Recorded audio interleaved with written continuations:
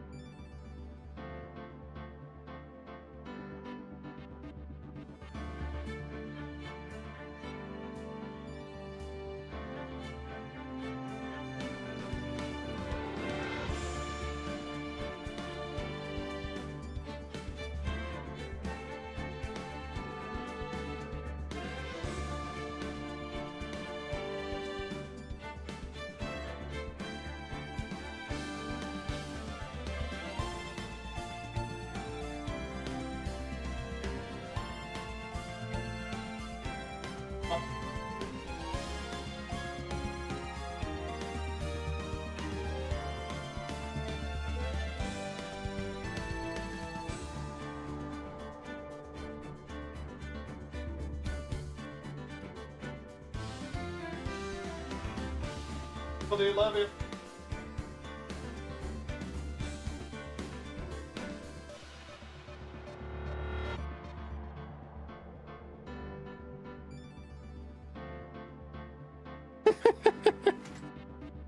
All right. Thank you. Sometimes inspiration hits in the funniest ways. I'm gonna turn this down just a little more. All right, but before we start diving into this, how do I sound with the volume and everything? Are you guys able to hear me fine over the game? Actually, which I need to turn it down a little myself. All right, cool, perfect. But yeah, I got very inspired earlier because I was like, wait a minute, I'm gonna be streaming this. What if I just MS Paint something? And I was like, this is so stupid, it's bound to work. All right, I'm glad this went over well. So all right. If the audio sounds good, then I guess it's time to begin. All right, as soon as, yeah, because I think all right.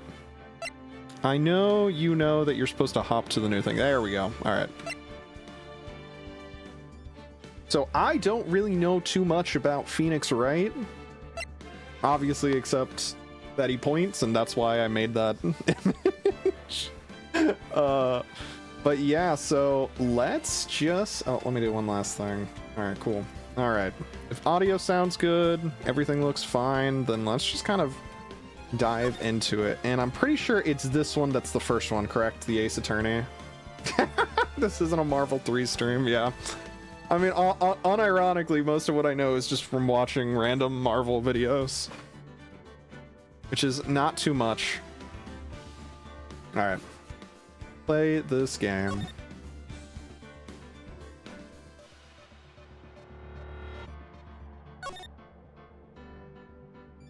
Okay. First turnabout.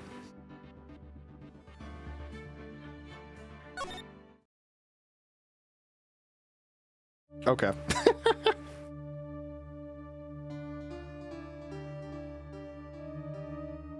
Gasp, gasp.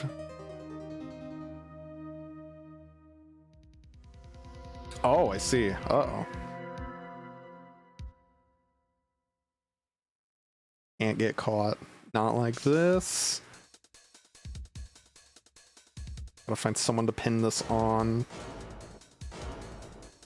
Someone like him? Oh. Okay, I'll make it look like he did it. He seems like a guy who laughs like Alright, District Court, Defendant Lobby 2. August 3rd, just before 10 a.m. Hello, hello. Hello, Julie. Man, that was so scary, the chills. Yeah, this game is definitely spooky.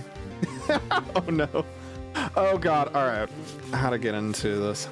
Well, I feel like everybody tells me that I'm Phoenix, so do I just use my normal voice for Phoenix?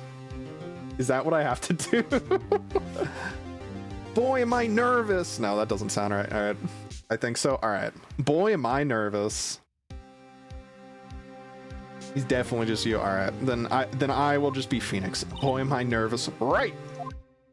Mia. Okay. Oh, hiya, Chief. Woo. I'm glad I made it on time. Well, I have to say, Phoenix, I'm impressed that I got here. Not everyone takes on a murder trial right off the bat. Uh-oh. That's not good. It says a lot about you and your client as well. Thanks, I guess. Actually, it's because I owe him a favor. Oh, that's not good. Is that gonna hold up in a court of law? Oh no. Cut it. Cut the stream, cut the stream. Actually, it's because I owe him a favor. A favor? You mean you knew the defendant before this case? I don't know why I'm doing like some like southern thing for her. Yeah. Actually, I kind of owe my current job to... Oh no. One of the reasons I became an attorney. Who is this guy? Well, that's news to me. I want to help him out any way I can. I just really want to help him. I owe him that much. It's over. My life, everything, it's all over. Is that your client screaming over there? Yeah, okay. I did guess correctly. Yeah, it's him. Death, despair. Oh, I'm gonna do it. I'm gonna die.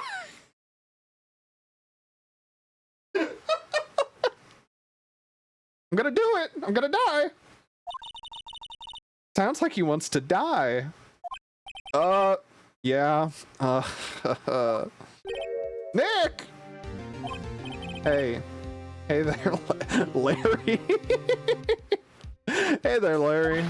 Dude, I'm so guilty. Tell them I'm guilty. We just started.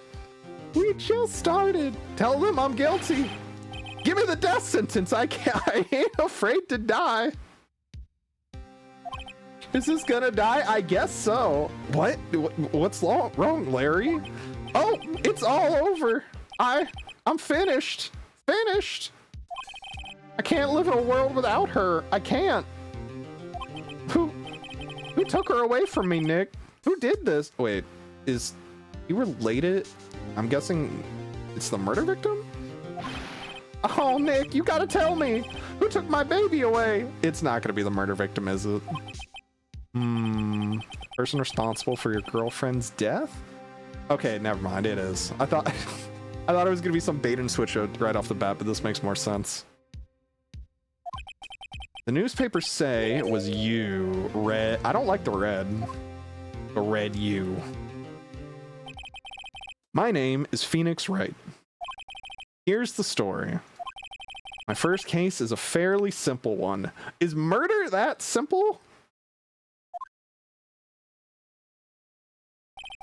A young woman was killed in her apartment. The guy they arrested was the unlucky sap dating her. Larry Butts. My best friend since grade school. Our school had a saying, when something smells, it's usually the butt. Why does your school have that saying? Why?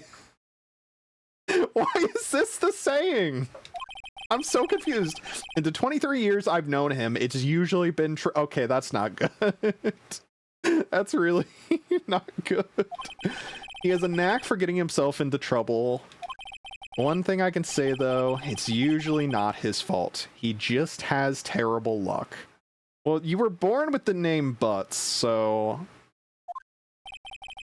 But I know better than anyone that he's a good guy at heart. That and I owe him one, which is why I took the case. To clear his name. It's just my first taste. Oh. And that's just what I'm gonna do. I'm gonna clear his name. August 3rd, 10 a.m. Alright. Now we're starting the real stuff.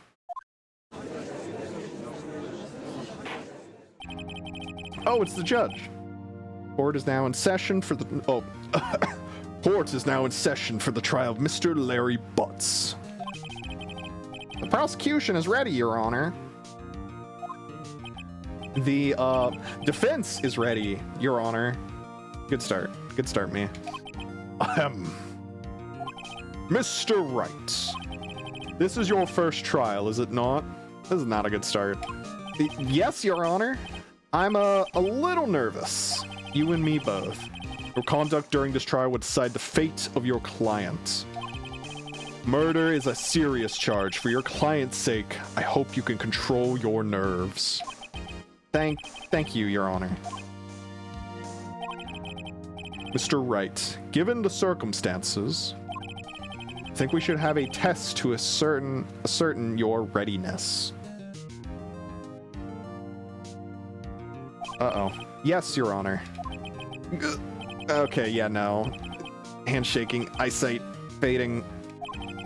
The test will consist of a few simple questions.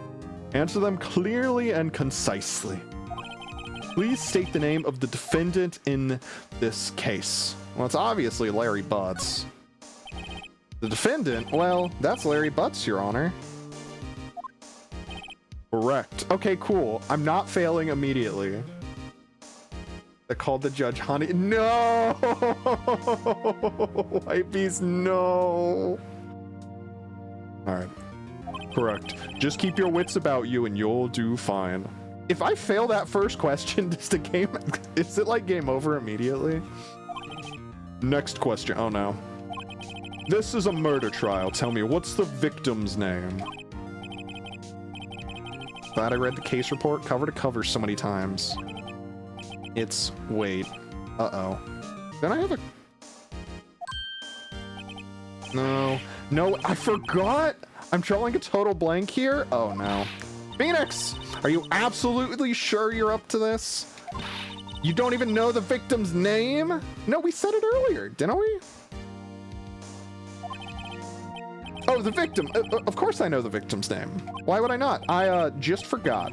Temporarily. I think I feel a migraine coming on. Look, the victim's name is listed in the court record. Okay.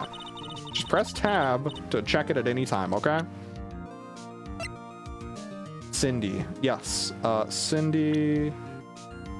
And then, Cindy Stone. Okay. So I have a good... Okay, so this is the way it works. That I have the profiles, I have the items, Cindy's autopsy report, Cindy Stone. Larry Butts, Cindy Stone. Winston Payne. Lacks presence. Generally bad at getting points across. Victim in the case, a model. She lived in an apartment by herself. Larry Butts, defendant, likable guy. I've known him forever. Chief attorney at Fay and Company. My boss and a very good defense attorney. Okay. Press tab to check it at any time, okay? Remember to check it off and do it for me, please. I'm begging you. Mr. Wright, who is the victim in this? It is Cindy Stone. Cinderblock. Cindy Stone is the victim's name. Oh, I messed up with that order. It's fine. Correct. All right. Now tell me, what was the cause of death? She died because she was... loss of blood due to blunt trauma. Okay. She was struck once by a blunt object. Correct. Alright. 3 for 3. I'm killing it. You answered all my questions. I see no reason why we shouldn't proceed. You seem much more relaxed, Mr. Wright. Good for you. Oh, cool. Thank you, Your Honor. Because I don't feel relaxed, that's for sure. Well then. First, a question for the prosecution, Mr. Payne. Yes, Your Honor? As Mr. Wright just told us, the victim was struck with a blunt object. Would you explain to the court just what that object was? The murder weapon was the statue of the Thinker. It was found lying on the floor next to the victim. I see. The court accepts it into evidence. Statue added to the court record. Okay. It's very heavy.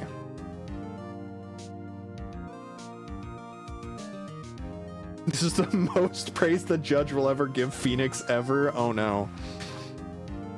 Okay, so we got the statue. Right? Be sure to pay attention to any evidence added during the trial. That evidence is the only ammunition you have in court. Use tab. Okay, yeah, use tab. I feel like I'm not doing a good voice for her yet. Use tab. This is a bad line to try it out on. Use tab to check the court record frequently. Boom. Mr. Payne, the prosecution may call its first witness. Get your wife to voice a woman? My wife is doing small business stuff right now. Can't be trusted on them clearly. Wow, that's crazy. The prosecution calls the defendant, Mr. Butts, to the stand. Chief, what do I do now? Pay attention. You don't want to miss any information that may help your client's case. You'll get your chance to respond to the prosecution later, so be ready. Let's just hope he doesn't say anything unfortunate. Uh-oh. Larry gets excited easily. This could be bad. Oh, no. The little twitch. Ahem. Mr. Butts, is it not true that the victim had recently dumped you? Hey! Watch it, buddy! We were great together. We were Romeo and Juliet, Cleopatra, and Mark Anthony. Did they all die? I wasn't dumped. She just wasn't taking my phone calls or seeing me. Ever. Buddy. What's it to you anyway? Mr. Butts, what would you describe as generally what we mean by dumped? In fact, she had completely abandoned you and was seeing other men. She had just returned from overseas with one of them the day before the murder. What do you mean, one of them? Lies! All of it! Lies! I don't believe a word of it! Your Honor, the victim's passport. Oh, okay, going into the court records. According to this, she was in Paris until the day before she died. Passport added. Home for Paris, 7:30. Okay.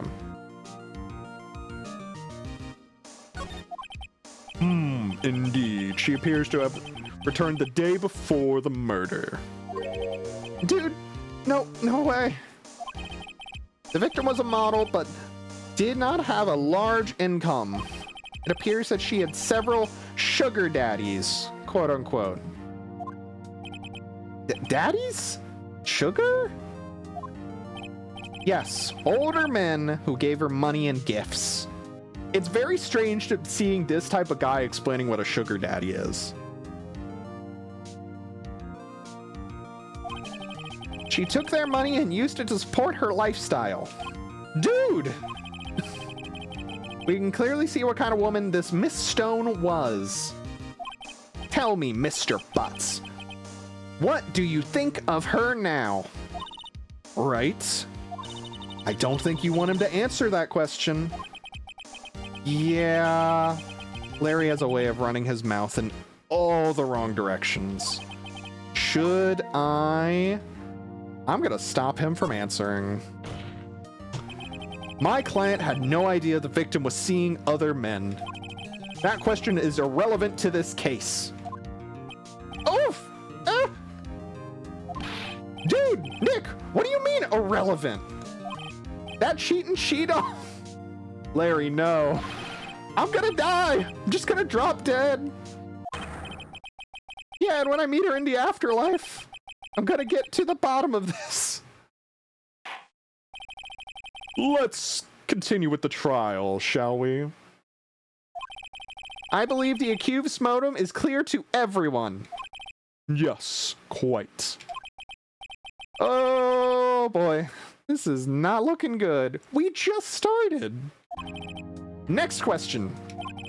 You went to the victim's apartment on the day of the murder, did you not? Gulp. Well, did you or did you not? Well, maybe I did and maybe I didn't. Uh-oh, he went. Uh-oh. What do I do? No, we need to have... I think we probably need to have him answer, right? Because I think the issue will be the time. Because if we can... Because the thing is, she died between 4 and 5 p.m. So maybe trying to have him answer honestly.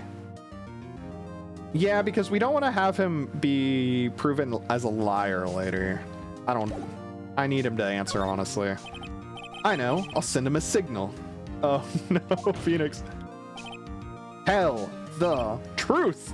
Hey, it's the pose. Yeah, I was there. I went. Order. Well, Mr. Butts. Dude, chill. She wasn't home, man. So, like, I didn't see her. Your Honor, the defendant is lying. Lying?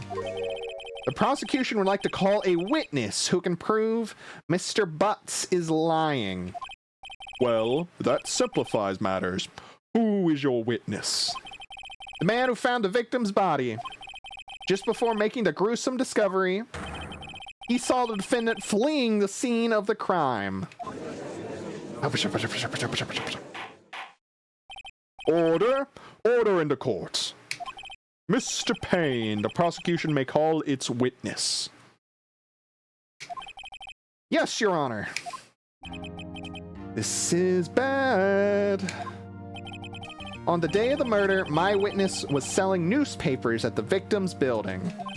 Please bring Mr. Frank Sawit to the stand. Saw it. Oh my god, Mr. Frank saw it.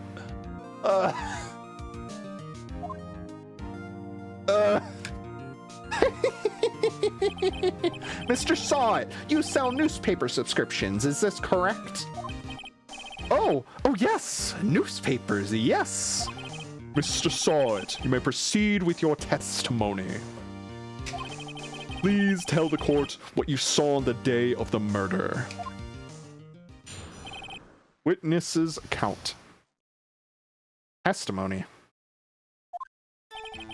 I was going door to door, selling subscriptions, when I saw a man fleeing an apartment.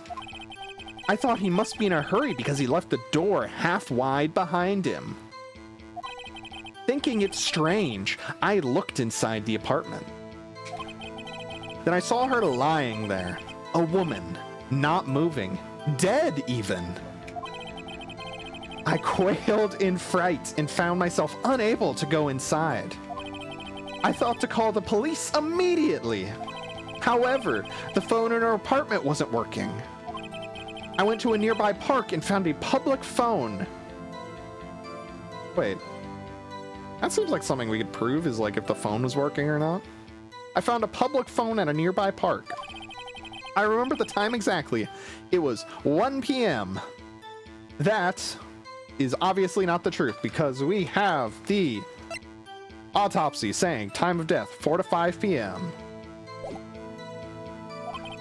The man who ran was without a doubt the defendant sitting right over there.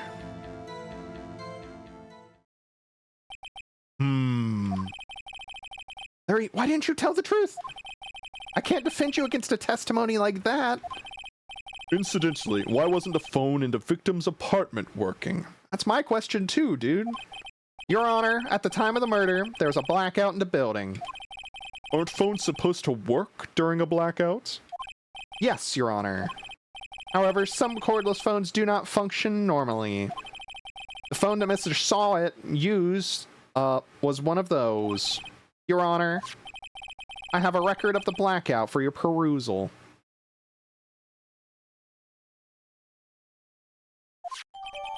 Blackout record added to the court record. Yippee! From noon to 6 p.m.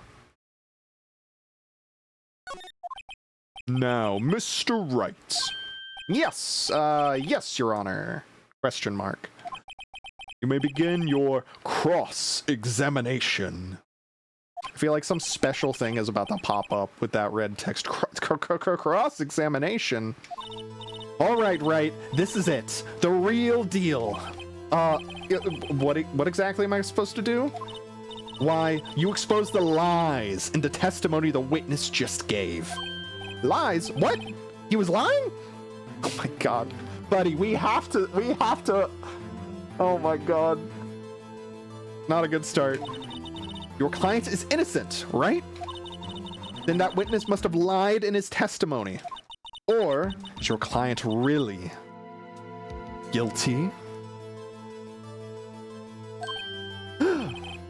How do I prove he's not?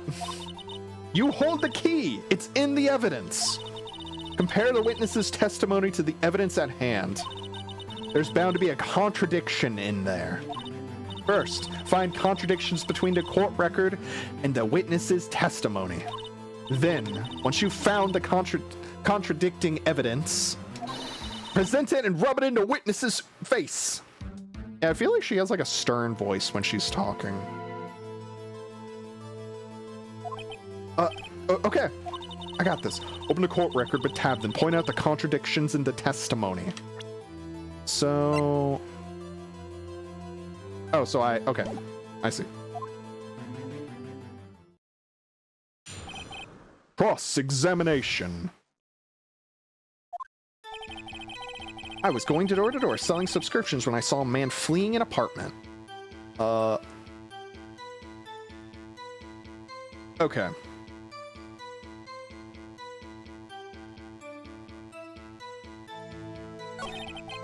Thought he must be in a hurry because he left the door half open behind him.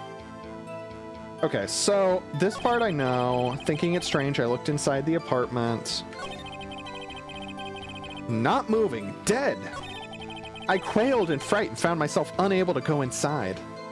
Point, okay. Oh wait, no.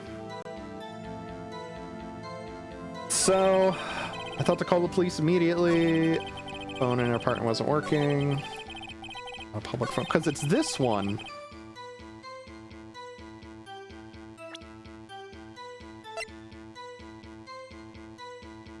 Because this says, what is that? Objection! Dun, dun, dun, dun, dun. Oh, you found the body at 1 p.m. You're sure? Yes, of course. It was 1 p.m. for certain. Boom. Frankly, I find that hard to believe. I do too. Your statement directly contradicts the autopsy report.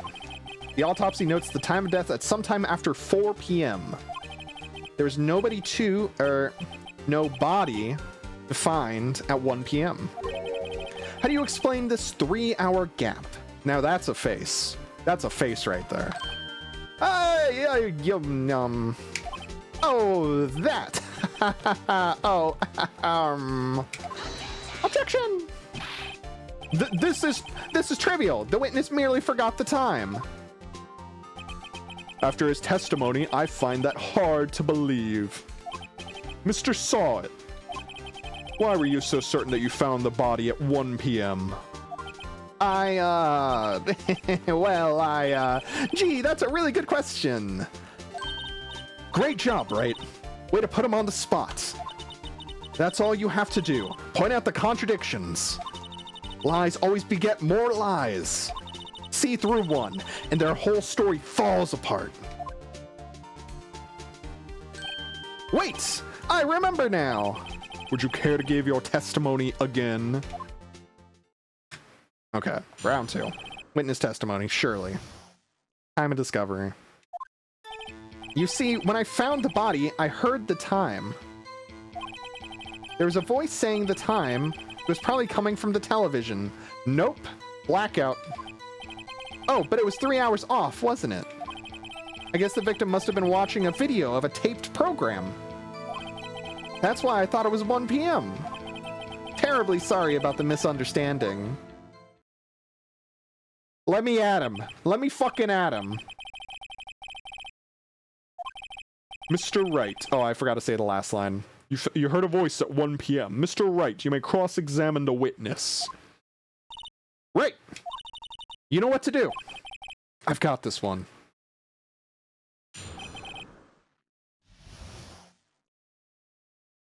Time of discovery. See, when I found the body, I heard the time. Probably coming from the television.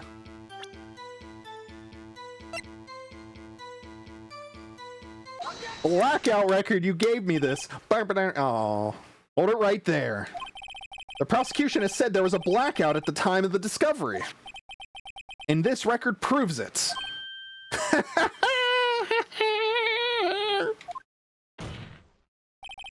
You couldn't have heard a television or a video. Ah! God!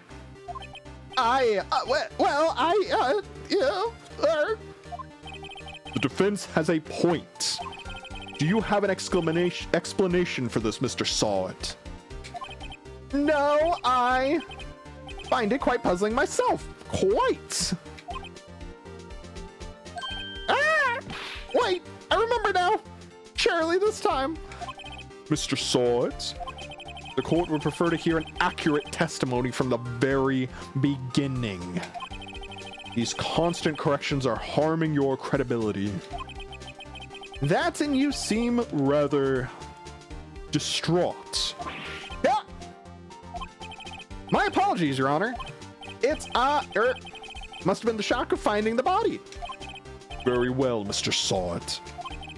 Let's hear your testimony once more, please.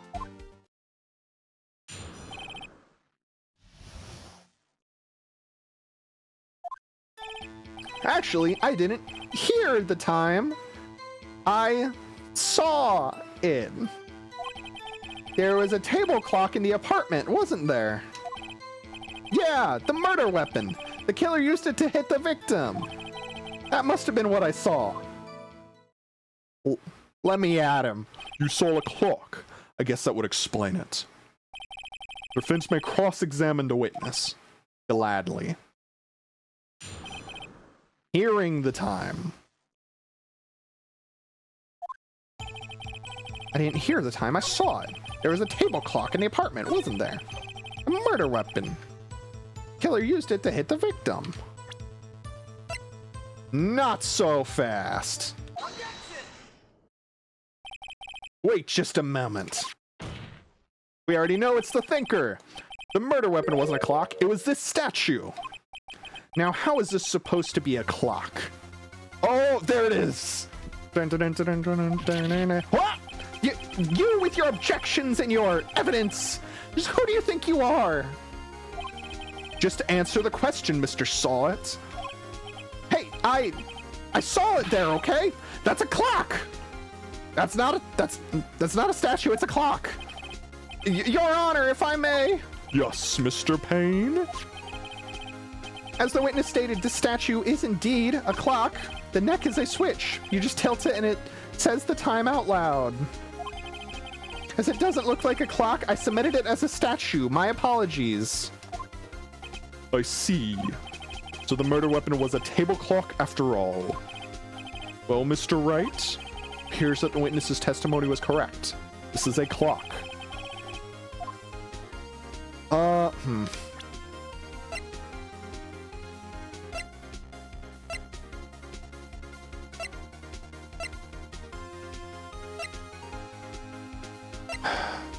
It's rather heavy.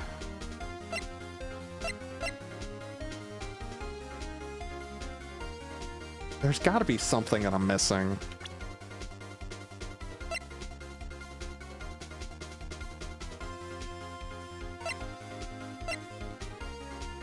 What am I missing? It's too strong into current courtroom meta.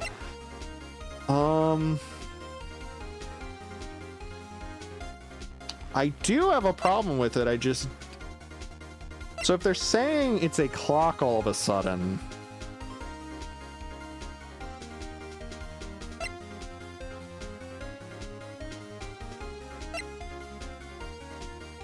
if it's a table clock that was wrong on the time, what can I use to prove that?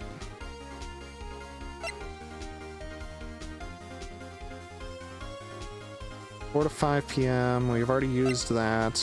Shape of the clock. The thinker.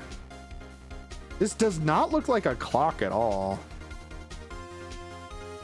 I kind of just want to call him out on it. Yes. Your Honor, there is a gaping hole in the witness's testimony. Oh, okay. The only way he could have known the weapon was a clock is to hold it in his hand. Yet the witness testified that he never entered the apartment. Oh, okay. Never mind. Phoenix got my back. Clearly, a contradiction. Indeed. The witness knew it was a clock because he went into the apartment. You're lying. You were inside the apartment on the day of the murder. Yeah. No, yeah, prove it. Prove I went in there. I'll do better than that. I can prove that you were the one who killed her. You struck her with the clock. The shock of the blow triggered the clock's voice. That was the sound you heard.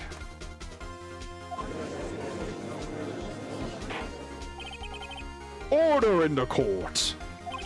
Intriguing. Please continue, Mr. Wright. 24K La Boo Boo clock. What the fuck? That took me out. I hope you drop your pizza.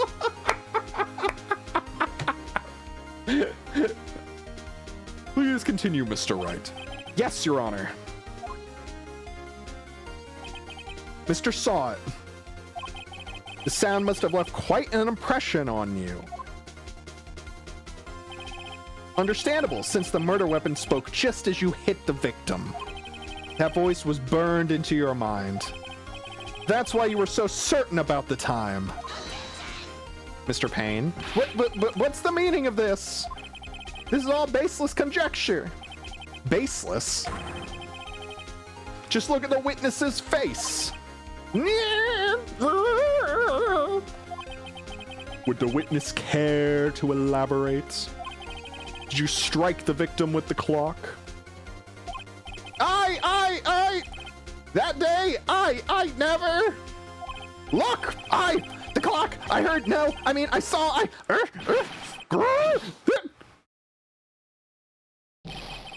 He's worse than a murderer. He's bald.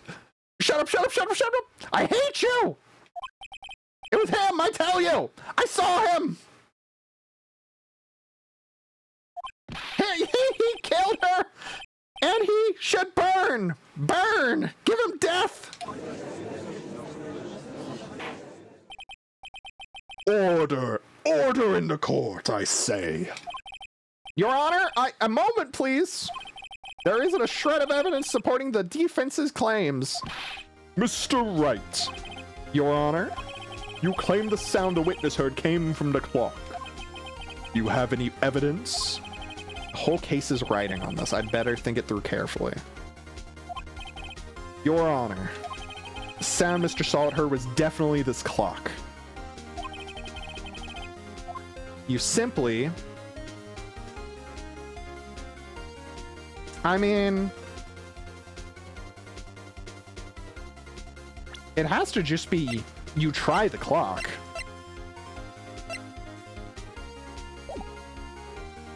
Because it doesn't matter about the batteries. It doesn't matter about the neighbors. Just try sounding the clock. Let's sound a clock now, here in this court. Your Honor, may I have the clock? I ask the court to listen very carefully.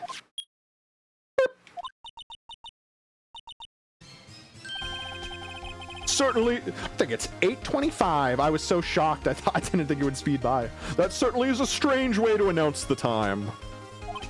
Well, he is the thinker after all. So, we've heard the clock. What are your conclusions, Mr. Wright? Mr. Payne, can you tell me what time it is now? It's 11:25, which means there's a 3-hour time difference because she just got back from Paris. Ah! As you can see, this clock is exactly 3 hours slow. Precisely the discrepancy between what Mr. Sawit heard and the actual time of death.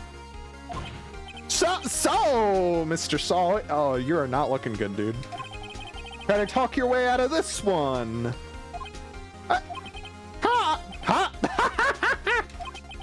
You forgot one thing. What's he talking about now? While it may seem like that clock is running 3 hours slow, it proves nothing. That was a Sawit laugh. That wasn't a Dane laugh, I swear.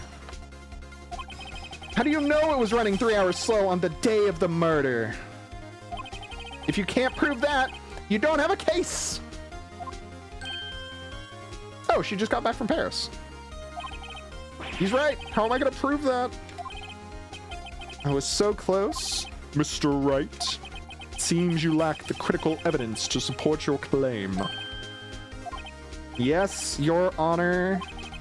Means I cannot let you indict the witness. Unfortunately. Oh, so... Okay, so there wasn't anything to do on that yet. Since the cross-examination of Mr. Frank Sawit. I come all the way down here to testify, and look what happens! You treat me like a criminal! A criminal! You lawyers are all slime! Good. I almost had him. Slam. Sorry, Larry. I failed you. There's nothing I can do about it now. Wait. Not so fast, Mr. Sawit!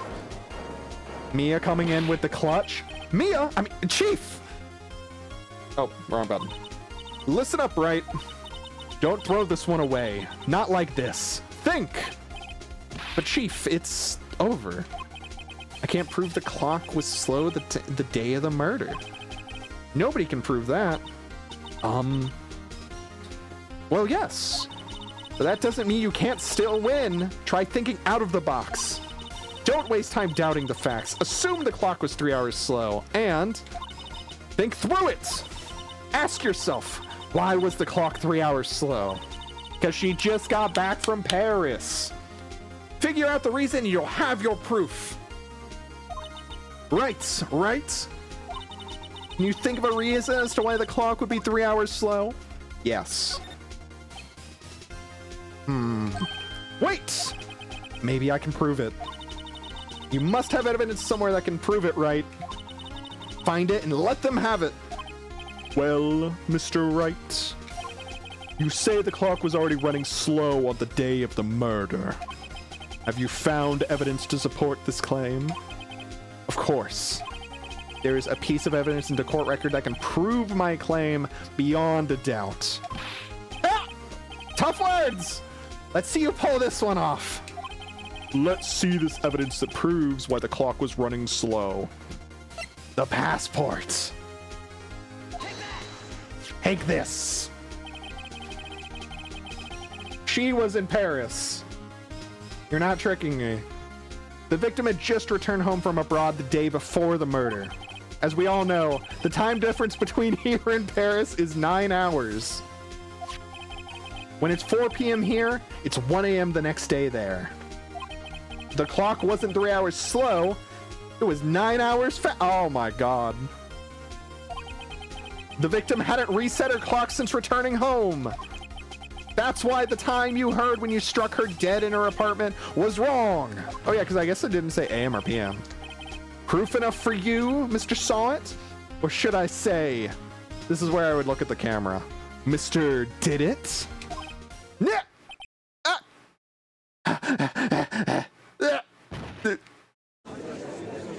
Wait, he's dead. He's gone. Order, I say. Well, this case has certainly turned out differently than we all expected. Mr. Payne, your witness? He was arrested and has been taken away, Your Honor. Very well. Mr. Wright. Yes, Your Honor.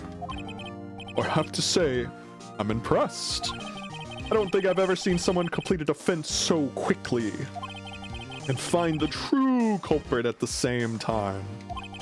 Thank you, Your Honor. At this point, this is only a formality, but this court finds the defendant, Mr. Larry Butts, not guilty. Yippee! Woohoo! Yippee! And with that, this court is adjourned. Damn, who would have guessed Mr. Salt was the dude the whole time? Turns out that Frank Salt was a common burglar. I forgot there was fucking confetti. Yeah, that's kind of a crazy thing to be like, hey, dude, I'm imagining it the other way around where your client gets convicted as guilty and the confetti starts raining down while you were just like, well, shit. Bring out the dancing lobsters. Now that's a throwback. Bring in the dancing lobsters. All right. Turns out Mr. Salt was a common burglar. He posed as a newspaper salesman to check and see when people were out of the house. That day, when Larry went to her apartment, the victim wasn't home. After he left, Mr. Salt let himself in to do his dirty work. While he was searching her place, the victim returned. Flustered, Mr. Salt grabbed the nearest blunt object he could find and struck her dead. Guilty as hell. Party emoji. Alright. Same day. Woo! I still can't believe we won. Right! Good job in there. Congratulations. Thanks, Chief. I owe it all to you. Not at all, not at all. You fought in your own battle. You fought your own battles in there. It's been a while since I've seen a trial end on such a satisfying note. I've never seen the Chief looking this happy. If she's this glad, imagine how Larry must feel. And we cut the, my life is over. Larry, you're supposed to be happy. What's wrong now? Oh, Nick. Don't worry about me. I'll be dead and gone soon. Good, wait, good, no, bad. Larry, you're innocent. The case is closed. But my Cindy Windy's gone, man. Gone forever. Larry, she was a... Nah, never mind. Congratulations, Harry.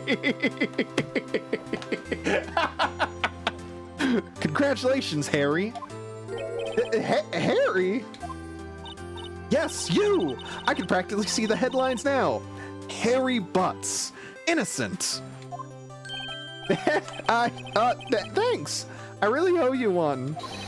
I won't forget this ever. Let's celebrate. Dinner? Movie? My treat? Oh no. I couldn't be caught dead dating a man named Harry Butts. Hey, I was the one who got you off the hook, man. Oh, hey! Here, take the murder weapon. What? Take this. It's a present. A present for me? Wait, wasn't this the evidence that? Actually, I made this clock for her. I made one for her and one for me. Really? You?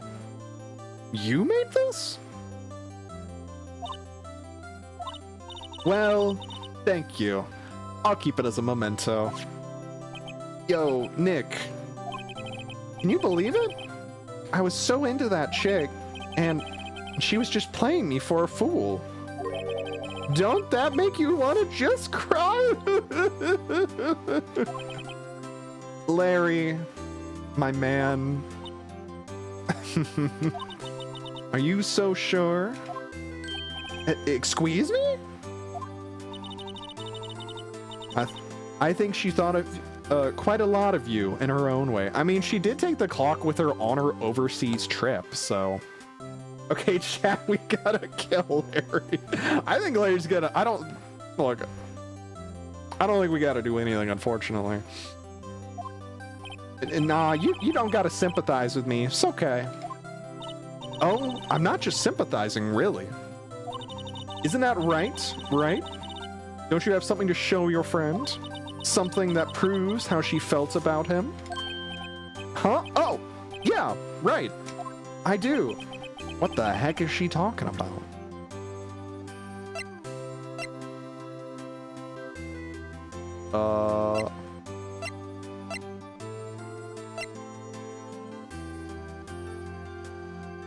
The passport, right? Because it's not the blackout record.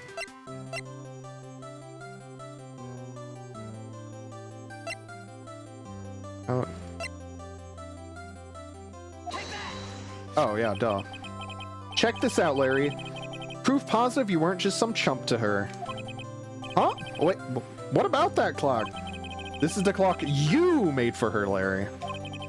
She took it with her when she traveled. Whatever. She probably just needed a clock, that's all. You think so? It's a pretty heavy clock to take traveling. TSA would typically not let you take something like that. She wanted you to have this autopsy report. Well, make of it what you will. I don't. It's such. There's such dissonance between the other faces, and then just him looking deadpan at the camera. Hey, Nick. I'm glad I asked you to be my lawyer. Really, I am. Thanks. Hope that made him feel a little better. Right? I hope you see the importance of evidence now. Also, hopefully you realize things change depending on how you look at them. People, too. We never really know if our clients are guilty or innocent. All we can do is believe in them. And in order to believe in them, you have to believe in yourself. Right.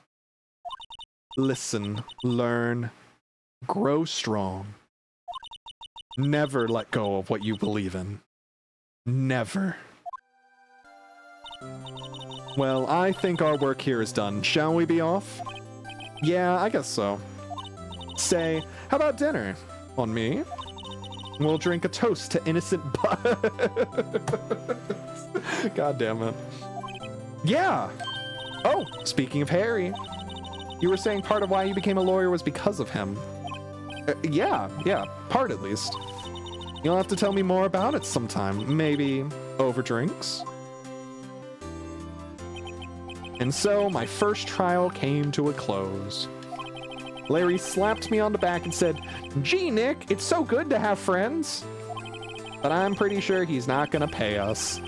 Unless you count the clock he gave me.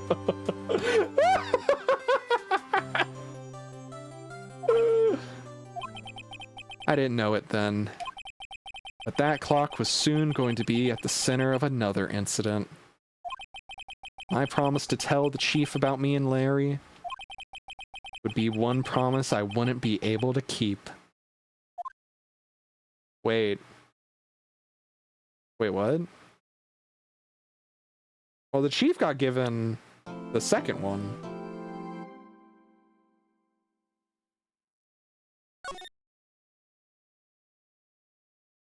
Save your progress. Yes, please. Okay. Save data 1. All right.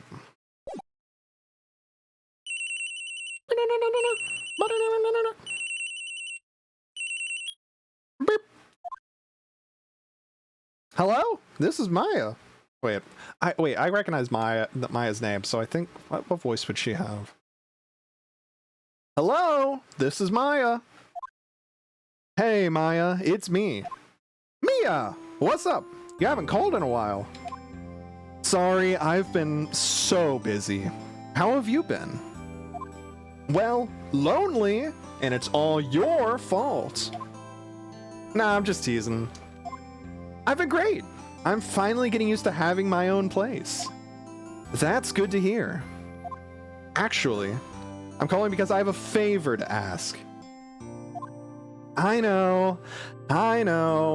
You want me to... Oh, I missed the thing. You want me to do the thing. Sharp as always.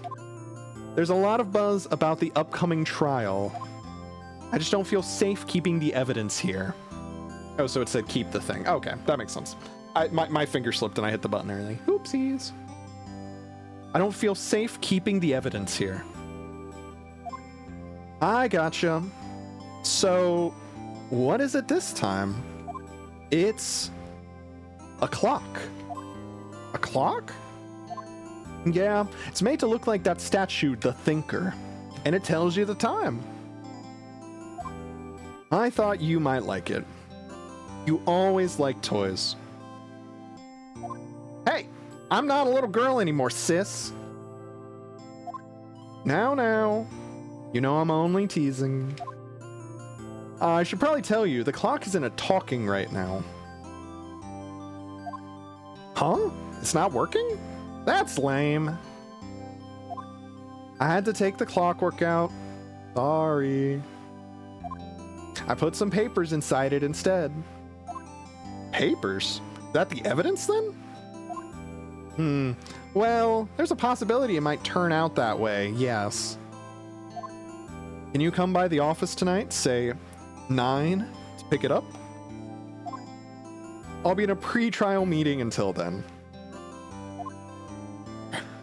Okay, sis, but I expect dinner. Something good.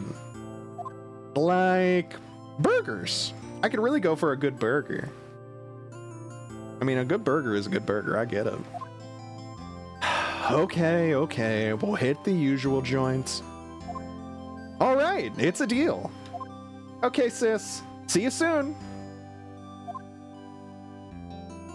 Yep, I'll be waiting, Maya. Beep. Conversation recorded, September 5th. I don't like that.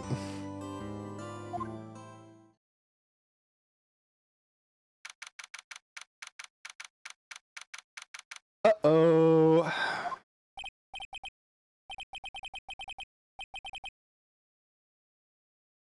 Now, Miss Faye, I'll take what's mine. The papers. I'm sorry, but I can't give you what I don't have.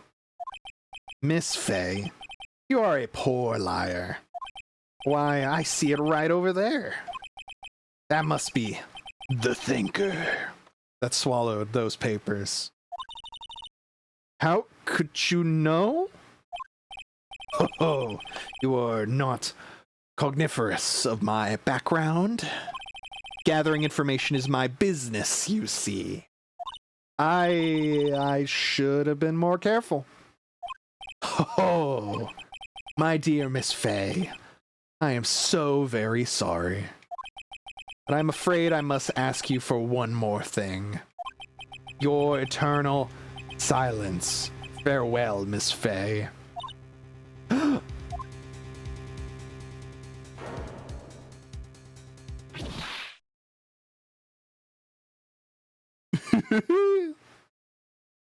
I feel like this kind of dude's like the one to have like the two different voices, like the red, white, blue. Like the voice like I was doing for that was actually kind of hurting my voice, and then also just the hey, how's it going, everybody? Faye and Company, law offices. Oh no.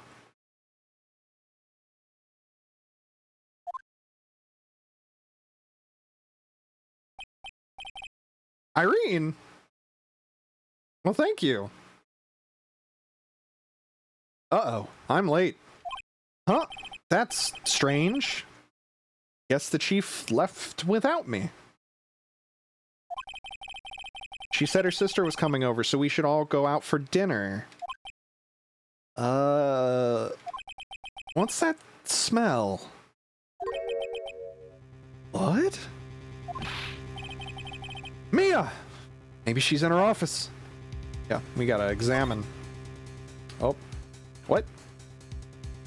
Oh.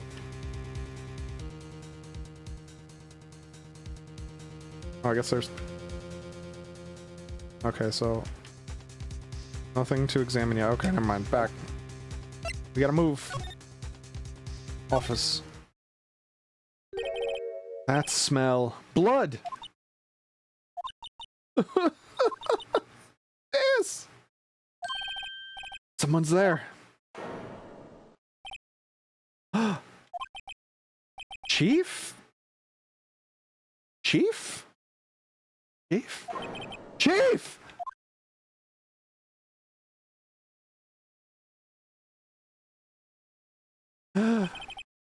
Who are you? A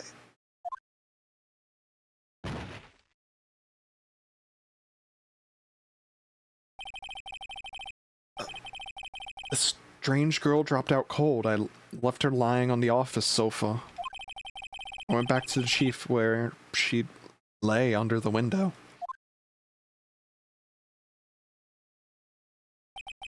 Her body was still warm. I could feel it when I held her shoulder.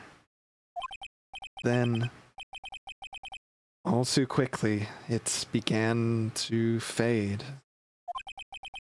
Till finally, she was cold.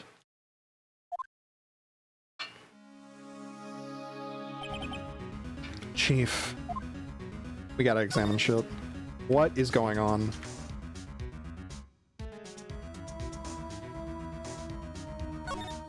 Nope, nope. Go back. Chief. It's hard seeing her like this, but if there are any clues here... She was struck on the head with a blunt object. She probably died instantly. The thinker, lying next to her, must have been the murder weapon. God damn it. The thinker added to the court record. There are some glass shards near the chief's body. Must be pieces of the glass light stand lying broken in the back of the room. Okay, so... Now we gotta do the real shit of investigating, okay? Nothing else that seems like a clue here. A piece of paper. It must have fallen from Mia's hand.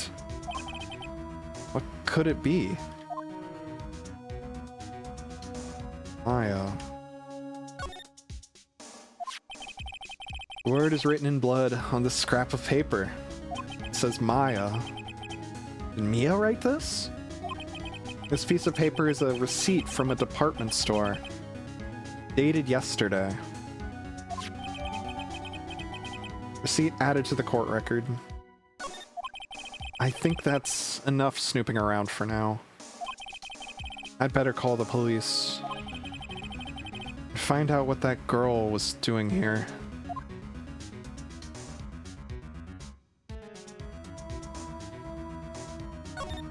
Oh.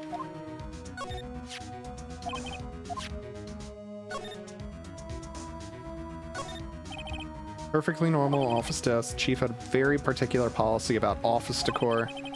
Spend big on stuff the clients use, but keep your own stuff simple.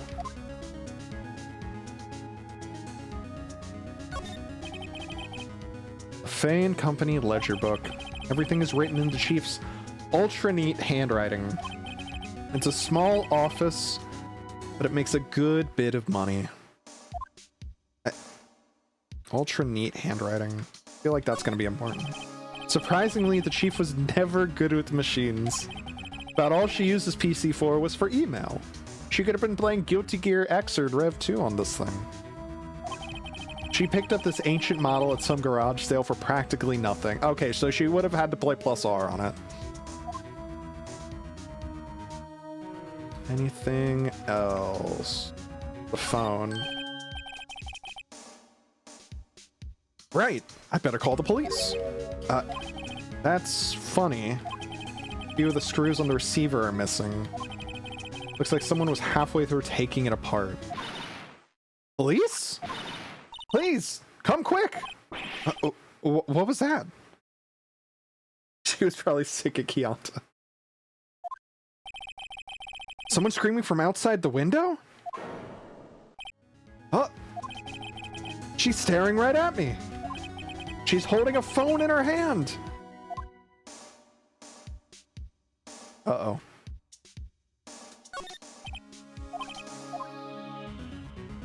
Anything else?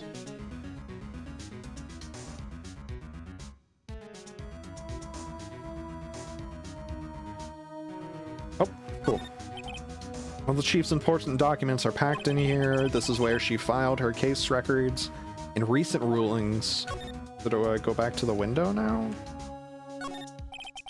The large building right across from the office is the Gateway Hotel, a nice, luxurious place. Okay, so now... move. That girl just now. Where'd she go? I put her right there on that sofa. Uh-oh. I hope she didn't run on me. Yipes! Don't scare me like that. Excuse me, but who are you? It's okay. I work here. Maya Fey. Maya Fey? Maya. So Mia was writing this girl's name. Maybe I should show her the receipt? I never thought there'd be a use for evidence like this outside the courtroom.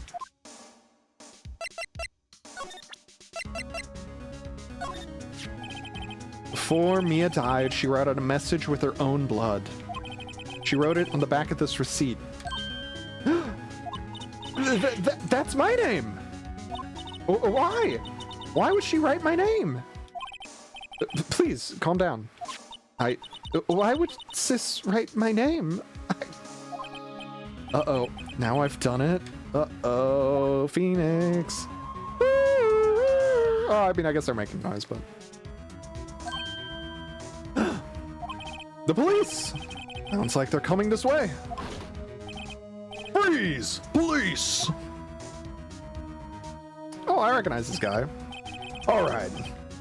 Oh god, what kind of voice do I want for him? So Maya's like this. Phoenix is like this. Detective Dick Gumshoe. What kind of voice would Detective Dick Gumshoe have? Alright. I'm Detective Dick Gumshoe. See? Gumshoe? What an odd name. We received a report from the building across the way. See? Got a person saying they saw a murder. Must have been that woman I saw. Anyway, I don't want either of you moving 1 inch, okay? This is a guy who calls you pal a lot. Yeah, he definitely seems like a pal. Like a, hey buddy, hey pal kind of guy. Great. Just great. Maya. Wait. She wouldn't no. Whoa! Excuse me! This word Maya here mean anything to you?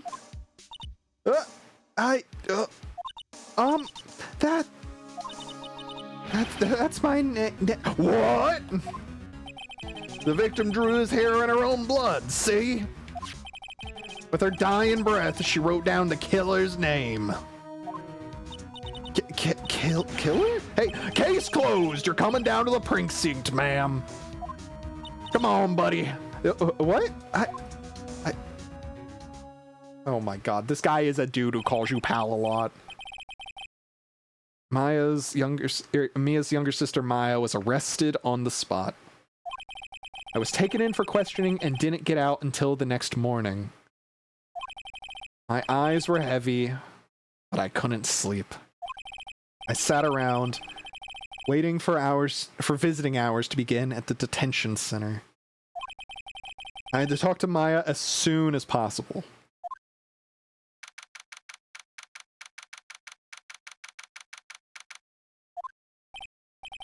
Wow, they have poor Maya locked away like a criminal. Oh! It's you! The lawyer! Good morning! Good morning! She looks so tired. I mean, yeah, God, I can't even imagine the last 12 hours for her. Are you going to be my attorney? Well, that's what I wanted to talk to you about.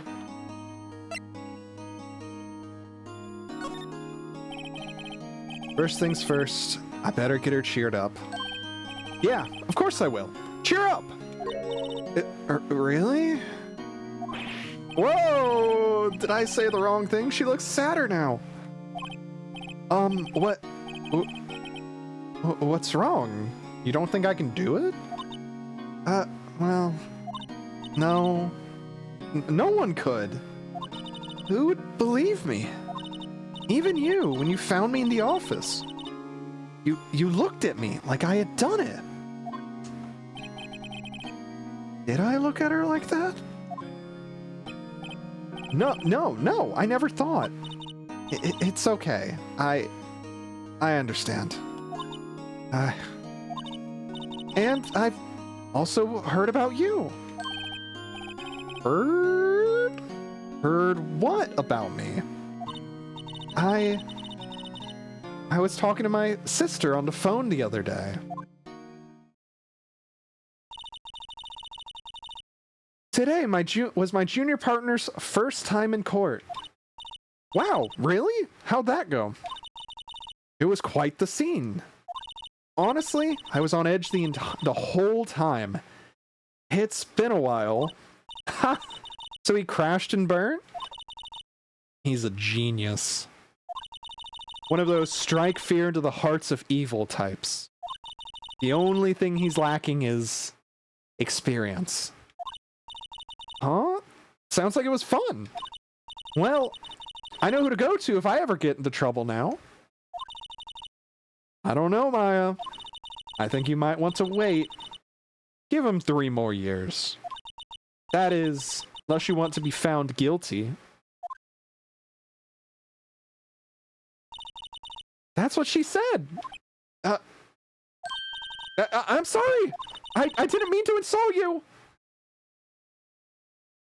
Like you look at bears. That's Chad Barrington. I'll have you know that's his full name and use it well. I didn't mean to insult you. No, it's okay. It's true, I guess. But at the same time, I just can't sit by and watch. When I think of the person who did this to Mia... Oh. I know. Okay. Let's see here. Okay, before I go much further, I need to dash to the bathroom real quick. So I'm gonna hit options real quick. And I'm gonna save... Oh, I can just save at any time. That's good. Okay. Let me dash to the bathroom real quick. It won't take just a moment. And I will be right back. I'll put the waiting screen on for a moment. One sec. I'm gonna go piss, girl.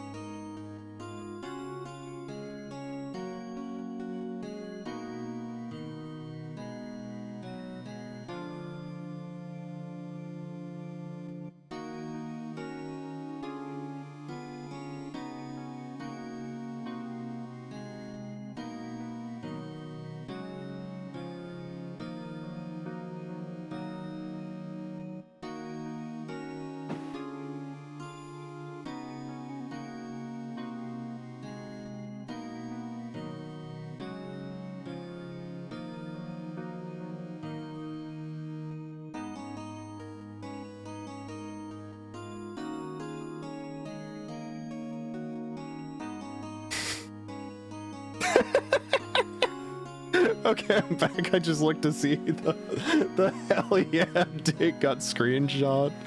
That's funny. All right. There we go. All right, there we go.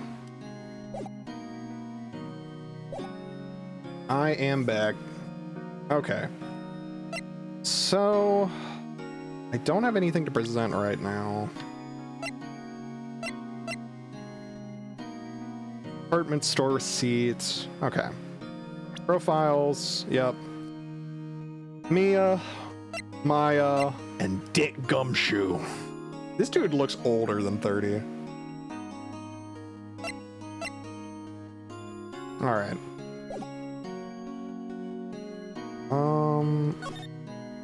Okay, so there's nothing in here to examine. I just had to double check. Oh. Smile for the camera. Alright, only other thing to do is look at the guard. Yeah, he hasn't moved an inch. A real pro, this guy. Okay, back.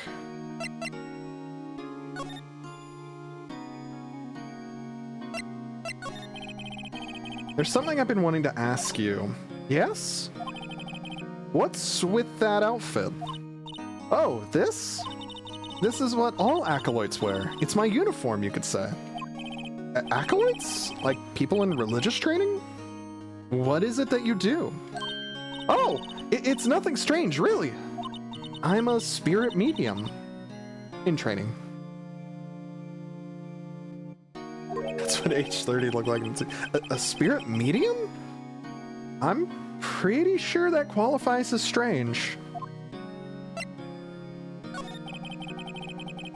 Could you tell me more about the day of the murder? Yes! Let's see, that morning I got a call from my sister. She wanted me to hold onto a piece of evidence for an upcoming trial. Evidence? Yes! That clock shaped like the Thinker. The one Larry made.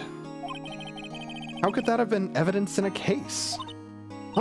Right. She said something about that... I remember! Do you want to hear it in her own voice? Her own voice? Yes. I'm pretty sure our conversation is on my cell phone. You recorded it. Yes! I forgot to delete those things. Great! That's perfect, actually.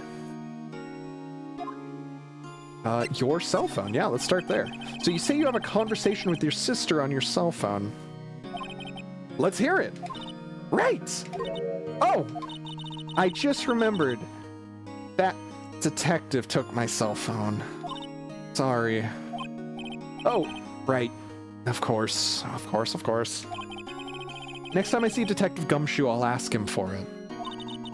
I'll write you a note so you don't forget, okay? Sure, thanks.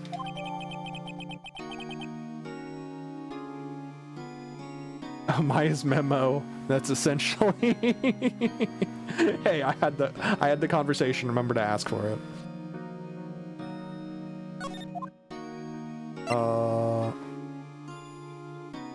Let's go back. Could you tell me about the day of the murder? Let's try this again. Sorry, I know it must be hard. No, it's okay. All I've been doing the last few hours is talking about it. I've kind of gotten used to it. Let's see. That morning, I got a call from my sister. She wanted me to hold on to a piece of evidence for an upcoming trial. That's the Thinker clock that Larry made. Practically qualifies as a serial murderer by now. Jesus. So then, when did you arrive at the office? It was right around 9 o'clock. The lights were off and I could smell blood. Then I found her. My sister. Thanks, Maya. That's all I need to hear for now. Okay, let's get to talk to something fun. So you're an acolyte. A, medium in training. Does that make her a small for now? That's right. The Fae family, especially the women, have always been very sensitive to the spirit world. Don't you boo me, I'm right. Don't you boo me. Oh, not the nerd emoji. Okay, let me try this again. The Fae family, especially the women, have always been very sensitive to the spirit world. Wait a second, you said the Fae family? So Mia was into this stuff too? Of course! She left the mountain to follow her career, as she said. Her powers were first class too. I had no idea. Wait. What? So you're a real, honest-to-goodness spirit medium with ESP and all that? Extra special pepperoni? Yes, in training. Well, can't you contact Mia's spirit then? We can just ask her who killed her. Excuse me. Well, I'm sorry. I'm still in training. I couldn't do something on that level. I thought that would be too easy.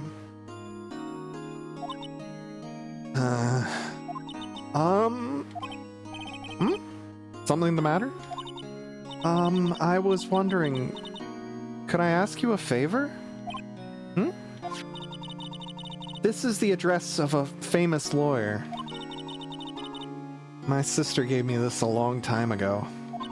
She said if I was ever in trouble, I should call him. And, well, I'm in trouble. Do you think you could go ask him to represent me?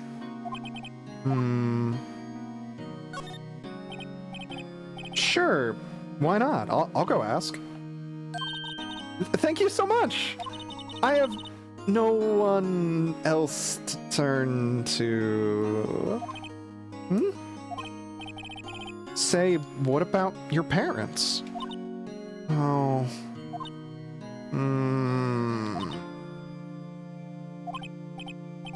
I see. Don't worry, leave it to me. Thank you! The trial's tomorrow at 10 a.m. What? Tomorrow? The fuck, Gumshoe? Tomorrow. What if this guy refuses? They told me that if I don't find one, the state will pick an attorney to defend me. When will that happen? They're giving me until 4 this afternoon. And visiting hours are almost up. I'd better hurry. Right, I'll be back. Alright. I don't have anything to present. I hope you drop your next pizza. At this point, I think I'm just ready to move.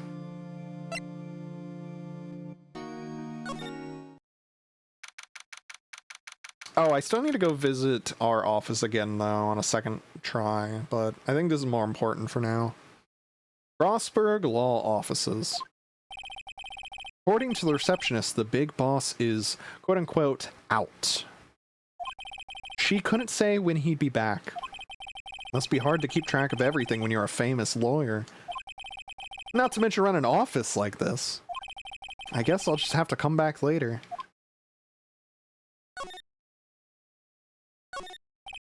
That painting has been bugging me ever since I stepped in here. The oil paint is so thick, it's practically giving me a stuffed nose. I'm sure the price is nothing to sneeze at either, for that matter. Plant. An expensive potted plant. No idea what kind of plant it is, but it's probably the most expensive one available. What is that? Oh, the table. I thought it was the something on the table. A table for clients. Elegant ebony case, and if I'm not mistaken, that lighter's made of solid gold. Even I can tell someone here's got money to burn. Yeah, no shit, dog. Actually, that looks like a flask more than a lighter. Which would also make sense for an attorney. Solid mahogany desk. The wood's been polished to a deep luster. What's that board doing? Oh shit, sorry. Since I haven't used the arrow keys like this in a while, since I got my split keyboard. What's this board doing? Expensive looking mahogany bookshelves filled with expensive looking books. Funny. They don't look like they've ever been read. Okay, is that it? Looks it. Okay.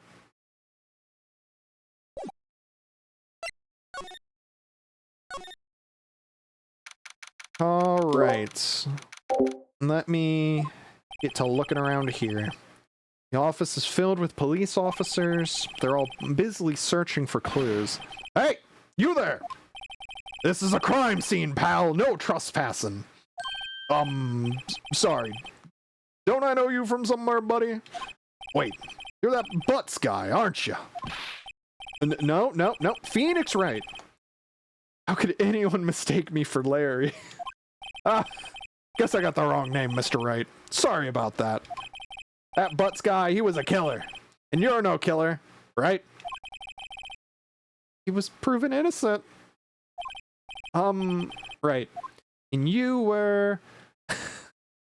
Detective Suede Shoes. Detective Gumtree, you're Gumshoe.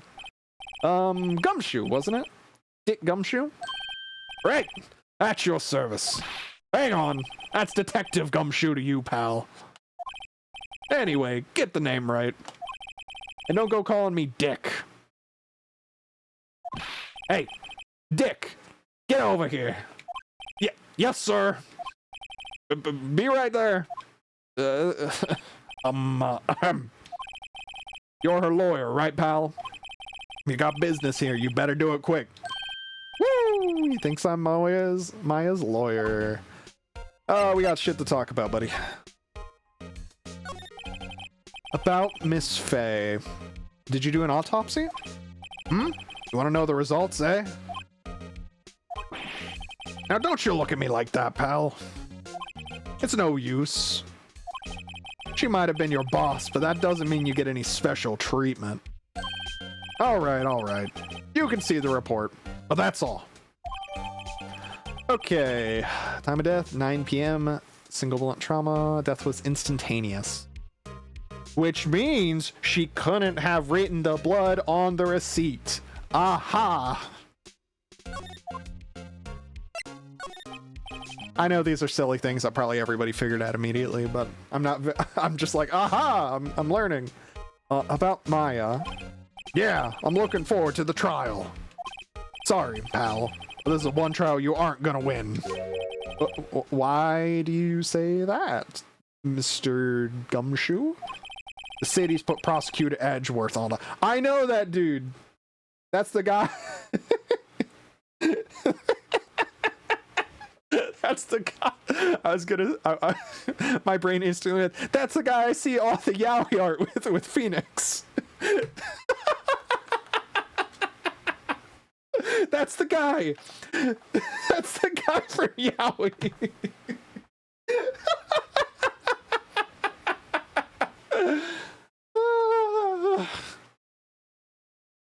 That's really funny. That's my first thought. Prosecutor Edgeworth on the prosecution. Edgeworth. I'm sure you know what that means, you being a lawyer and all. Prosecutor Edgeworth. That's right, pal. Mr. Miles Edgeworth himself. Wait, you do know him, don't you?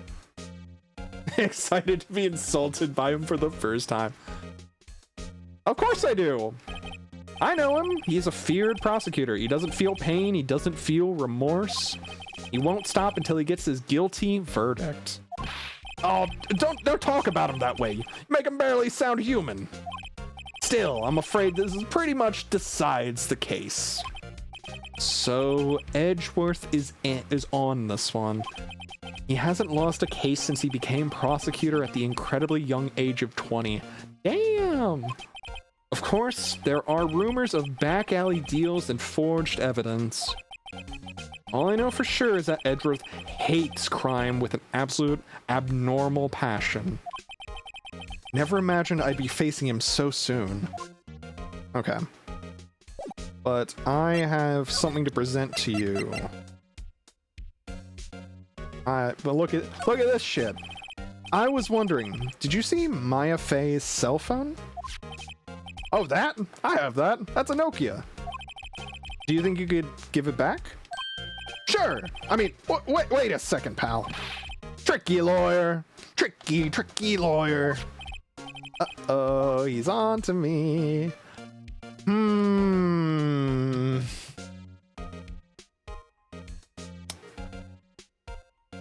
I feel like this is the kind of guy to where you just need to tell it to him straight, and then he'd be like, you know what, you made a good point, buddy. Here you go. And then and then that's how he fucks up. If I tell him why I want it, there's no way he'll give it to me. Oh, well, shit. Something the matter? Oh, no, it's just, you know, detective. Nope. I know nothing, pal. That cell phone has a lot of numbers on it. Like her, oh, this is Phoenix, excuse me. That cell phone has a lot of numbers on it. Like her boyfriend's. A cell phone holds all a little girl's sweetest and spiciest secrets. You're trying to confuse me. All right, I should have just confused him. That's my bad. Sorry, pal. I already checked all the numbers in memory. Impressive. You're quite the detective. Uh-huh. Oh, here. You can have the phone back. There weren't any suspicious call records in there after all. That's the guy from Yowie. Thank you for getting that.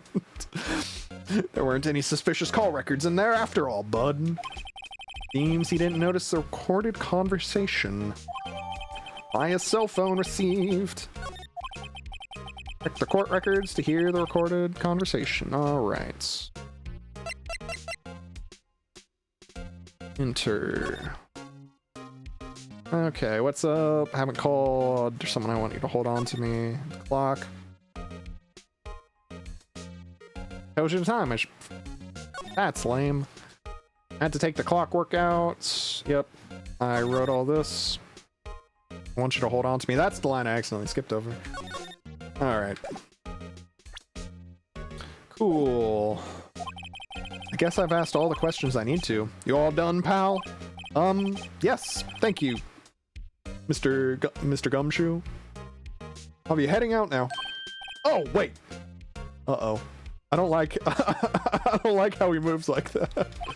One more thing I wanted to mention to you. I don't suppose you're planning on talking to that witness. Anyway, you'd better not. No influencing the witness with your lawyerly ways, pal. Come to think of it, I'd completely forgotten about her. The witness? Yeah, Miss April May. God. Yeah, I literally think this dude's great. Yeah, Miss April May, let me just tell her all your info. Here's a phone number, here's her social security number, here's her email, here's her credit card info, here's the 3 digits on the back. I'm sorry about this, but I can't tell you anything about her. Definitely not her name is April May. Well, you just told me her name. Miss May, huh? So you sent her home already then? You're trying your lawyerly tricks on me now. She's not to go outside her room until the trial. So she's still in the hotel across the way.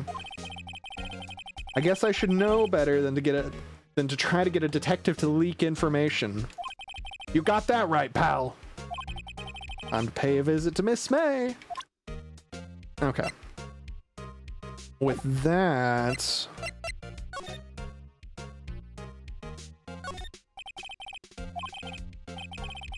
First movie that made Mia cry when she saw it. I'll have to check it out one of these days. A window. The sky is blue and so am I. There's that hotel right across the way. What do we gotta say about the plant? Mia's favorite potted plant. I remember it had this bizarre name no one could ever remember. Cordyline stricta, pal. Who is... What? Was that Mia from Beyond the Grave yelling at me? No, wait, no, it was a plant. Duh. There's a horrendous amount of legal books here. Scarier still is that Mia probably read all of these. Mia's desk. Perfectly clean, as always. The only thing it's missing is Mia.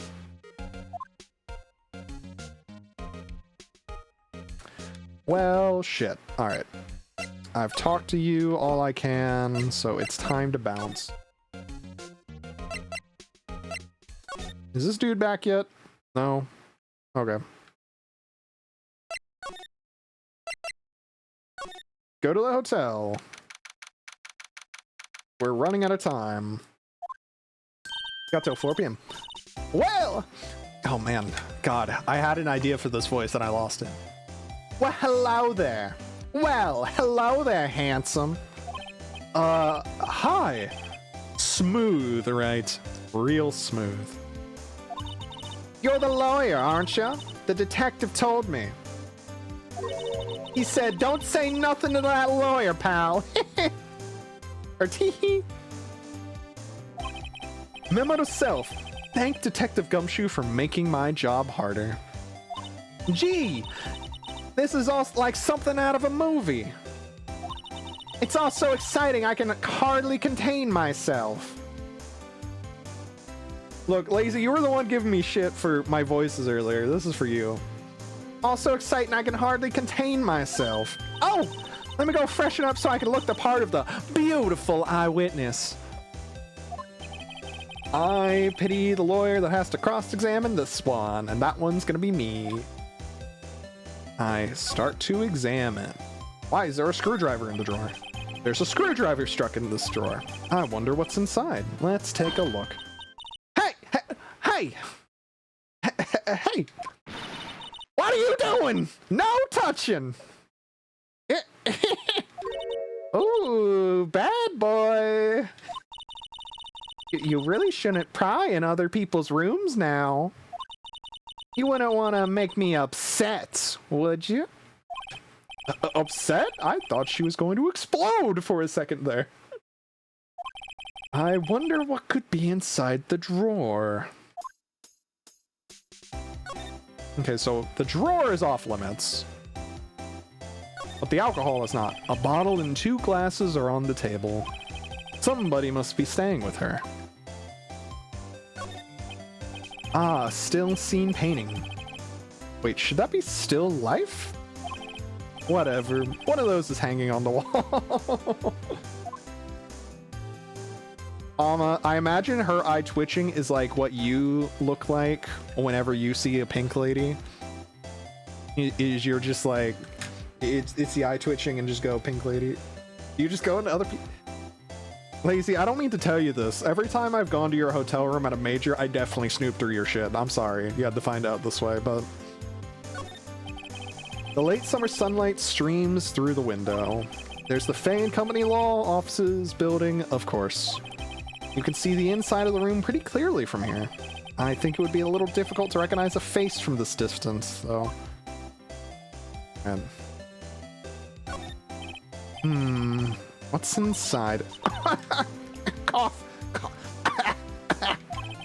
Maybe later. Alright, is that all for now? Bed? Bed. A simple bed. It's been recently made. Nothing eye-catching here. So the big things is that there's 2 of them. And she couldn't make out anybody across the way. Okay. Let's talk! What you witnessed. You think you could tell me something? I need you to describe what you observed at the time of the incident. Oh! Observe? Incident? You sound like a lawyer like in the movies.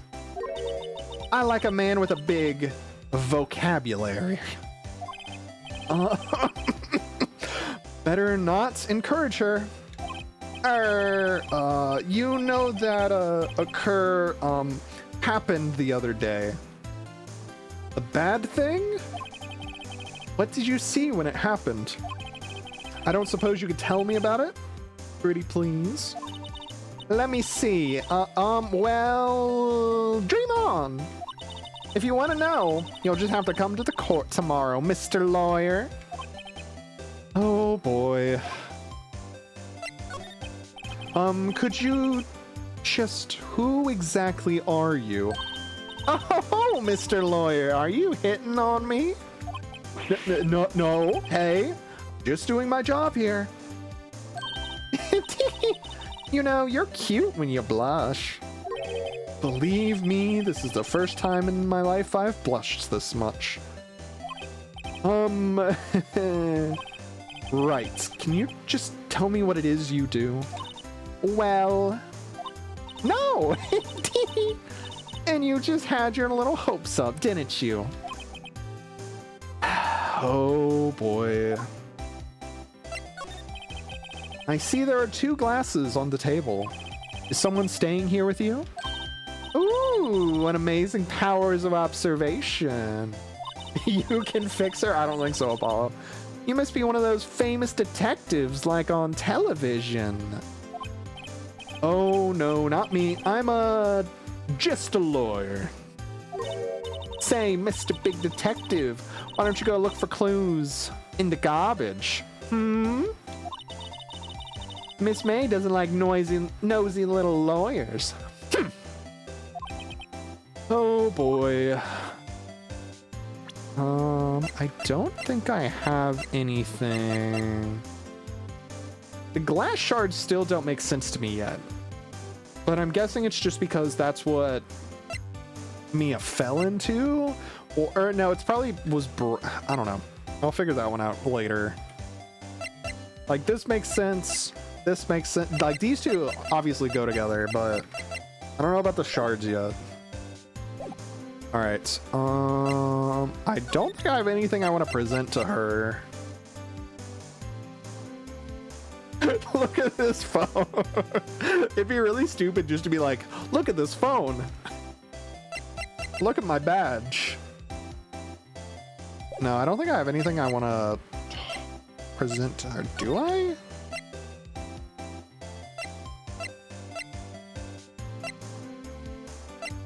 There's some part of me that just wants to show her the phone. What if I just show her my badge? Excuse me, but I'm a witness? Police witness, you understand? How could I possibly give you information in good conscience? Me? The witness? It's just like in the movies, on the TV. Yeah, I don't think I have anything to present. No, the phone doesn't do anything in this way. I think I just need to leave.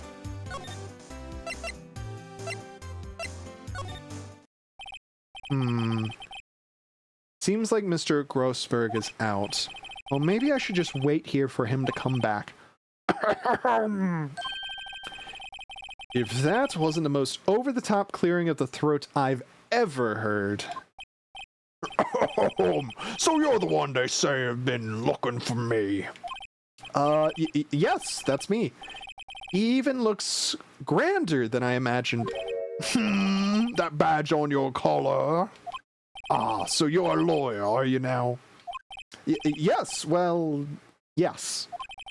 And what do you want? I'm not particularly busy these days. Please proceed. Not busy? Then how come no one could get in touch with you? Something the matter? You came to see the one and only Marvin Grossberg, did you not? Well, here I am, boy. What do you want? Out with it. Well, sir, actually, it's about Maya. Maya Fey. Ah, yes. Maya Fey. Go on. Why the strange reaction? Ah-cha-cha. I'm really quite busy here, son. I can't go taking cases on a day's notice.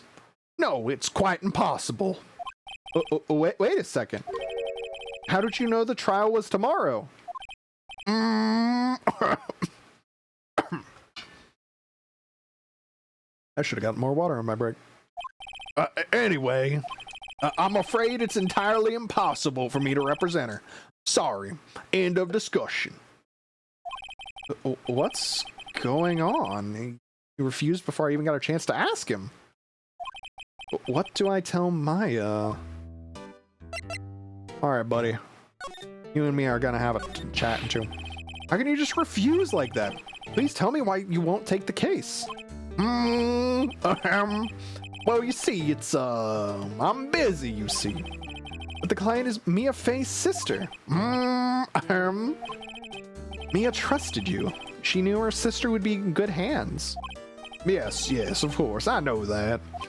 However, I'm sorry, but I must refuse. Sorry, goodbye. Creep. Fine.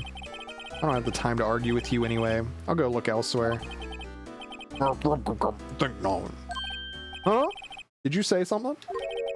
I think not, I said. What do you mean? I'm terribly, terribly sorry.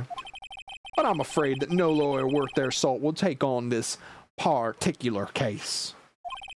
Terribly sorry, my boy. I'm glad, like, oh god. What's that Looney Tunes character? I say, boy, that kind of like voice I'm channeling with this ended up being the right one. Terribly sorry, my boy. Why? I cannot say. Foghorn, Leghorn, thank you both. I beg your pardon, but could you leave now? I've nothing more to discuss with you.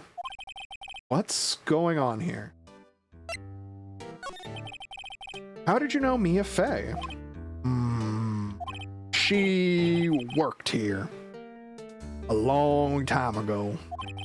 Quite the apprentice, that one. Learned my techniques in a blink of an eye.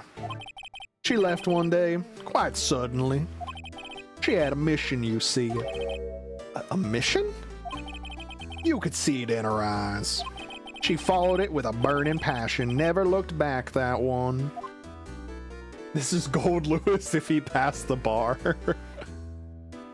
Now I'm just imagining Gold Lewis walking into court, just putting the huge coffin on the desk and just trying to pull out evidence, aliens handing him the evidence as he needs it. That's quite a painting. Aha! You noticed. It's my pride and joy. Impressive, isn't it? Well, isn't it? The color of the sky, the hue of the sea, the weave of the straw hat. It's worth at least 3 million. I have no intention of parting with it, of course. No, I won't sell it. Not even to you. I'm not interested. I wasn't interested. It's not for sale. I'm not buying. I'm not buying. Jeez. All right. Is there anything I could present to him?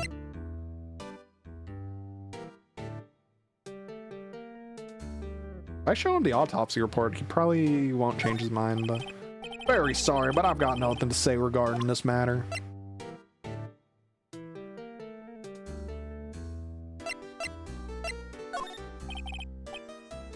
Okay. Okay, alright. Thanks for nothing, bud. Is there anything else I can look at in this room? I think I still got everything, but... Yeah, okay. I need to go back to Maya. Sorry, Maya. You're stuck with me. Hiya.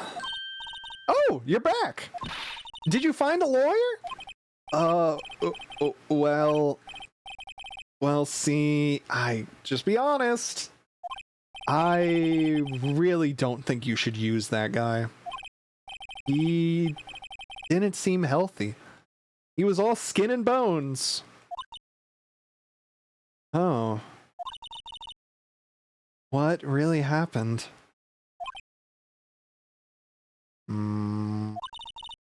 You don't mean he refused the help?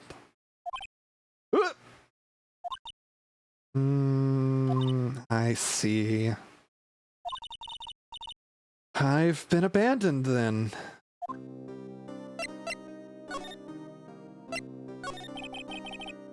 What about your family? I only had my sister. My father died when I was really young, or very young. And I don't know where my mother is. Don't know? So she could still be alive? The women in my family have been mediums for generations. They say a lot of spiritual power runs in our blood. About 15 years ago, our family was involved in an incident. There was a man and he ruined our mother's life. Ruined. That's a very particular word, ruined. Not exposed, not destroyed, but ruined. After that, she disappeared. Several years after that, my sister announced that she would become a lawyer, and she left the mountain. Oh, so you live by yourself? Yes, I've gotten used to it. Oh, also, I had to become independent, or I would lose my powers. I feel bad for her all by herself up on that mountain. So, who was this man who, ruined your mother? About 15 years ago, there was an unusual murder case. It made quite a stir. Everyone was talking about it, apparently. The police were running out of leads, and they were getting desperate. Wait. They didn't use the spirit medium, did they? The police convinced my mother to try and contact the victim. Wow. So what happened? The case was solved, we thought. You thought? The man my mother helped the police capture was innocent. The police's consultation with the medium had all been carried out in secret, of course. But a man found out about it and leaked it to the press. He told all the papers that my mother was a fraud, and the media jumped on it big time. My mother, became the laughingstock of the nation. I see. White. Excuse me? White? Pointing at the screen. Oh, that was his name. My sister told me. White? Just still a little longer now before the state-appointed lawyer comes, I guess. 4 p.m. Time's up. What should I do? Do I just leave her and go home? No, of course not. I've made up my mind. I'm going to defend you whether you want me to or not. Why? Why? Well, you aren't the culprit. Someone else is. How do you know? I have a hunch. Given the evidence, it would be easy to assume that Maya was the killer. But there's something about this whole thing that smells fishy. That witness's strange behavior, was that all an act? And the way that lawyer refused to help out Maya. More than all that, she has no one left to help her. Nothing is more sad or more lonely than that. I know. I've been there. A long, long time ago. Why did I become a lawyer in the first place? Because someone has to look out for the people who have no one on their side. Maya, I won't abandon you. You can count on me. That's so kind of you.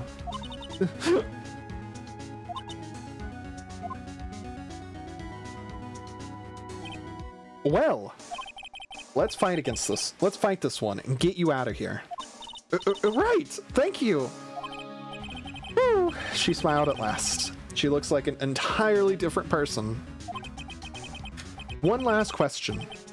You are innocent, right? Yes! And I trust you. So you trust me too, okay? It's a deal. So what next? There's something that's been bugging me. Just what was inside that strange woman's drawer? It was when I tried to look into the drawer that she got all defensive. There has to be something in there.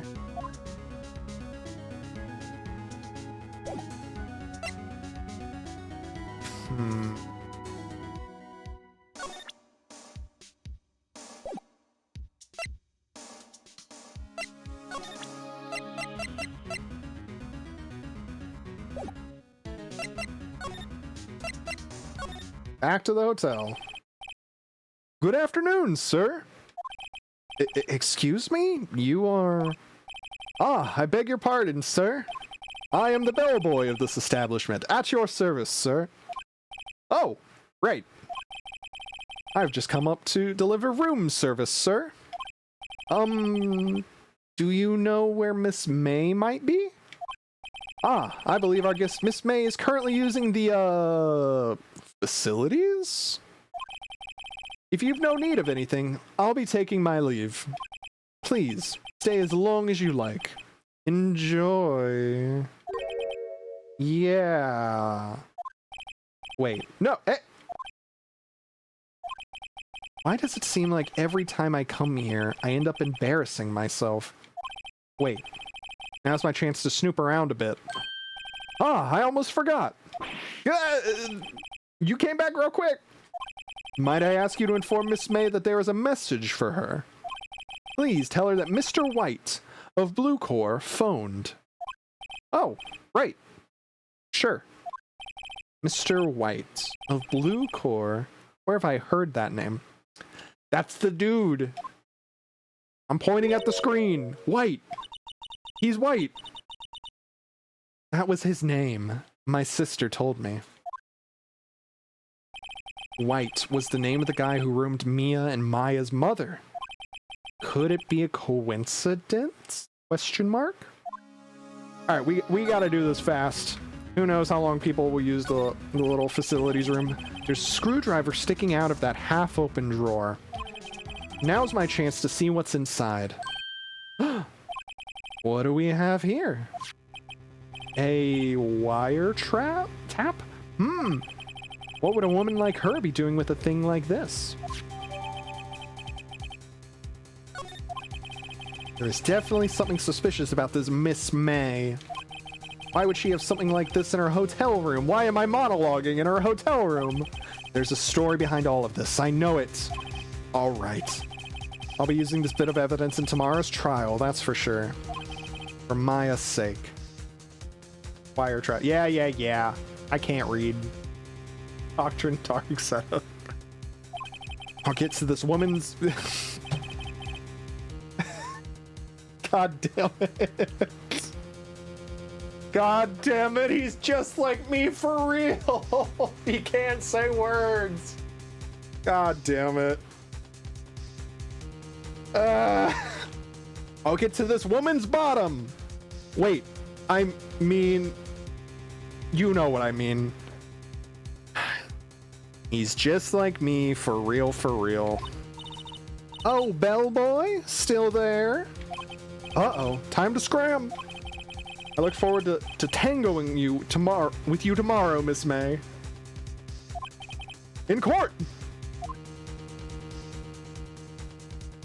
To be continued.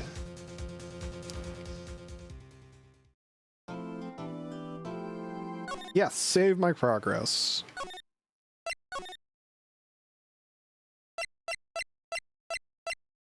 There's a lot of save slots. Maybe I should start doing separate ones. Just say, surely it's fine. Alright. It's tomorrow, everybody. It's him! Court is now in session for the trial of Miss Maya Fey. Alright. What kind of voice do I want for him? The prosecution is ready, Your Honor. Is that good? It has to be like something like not even like quite sassy, but it's like simply it's just like authoritative, like the prosecution is ready, Your Honor.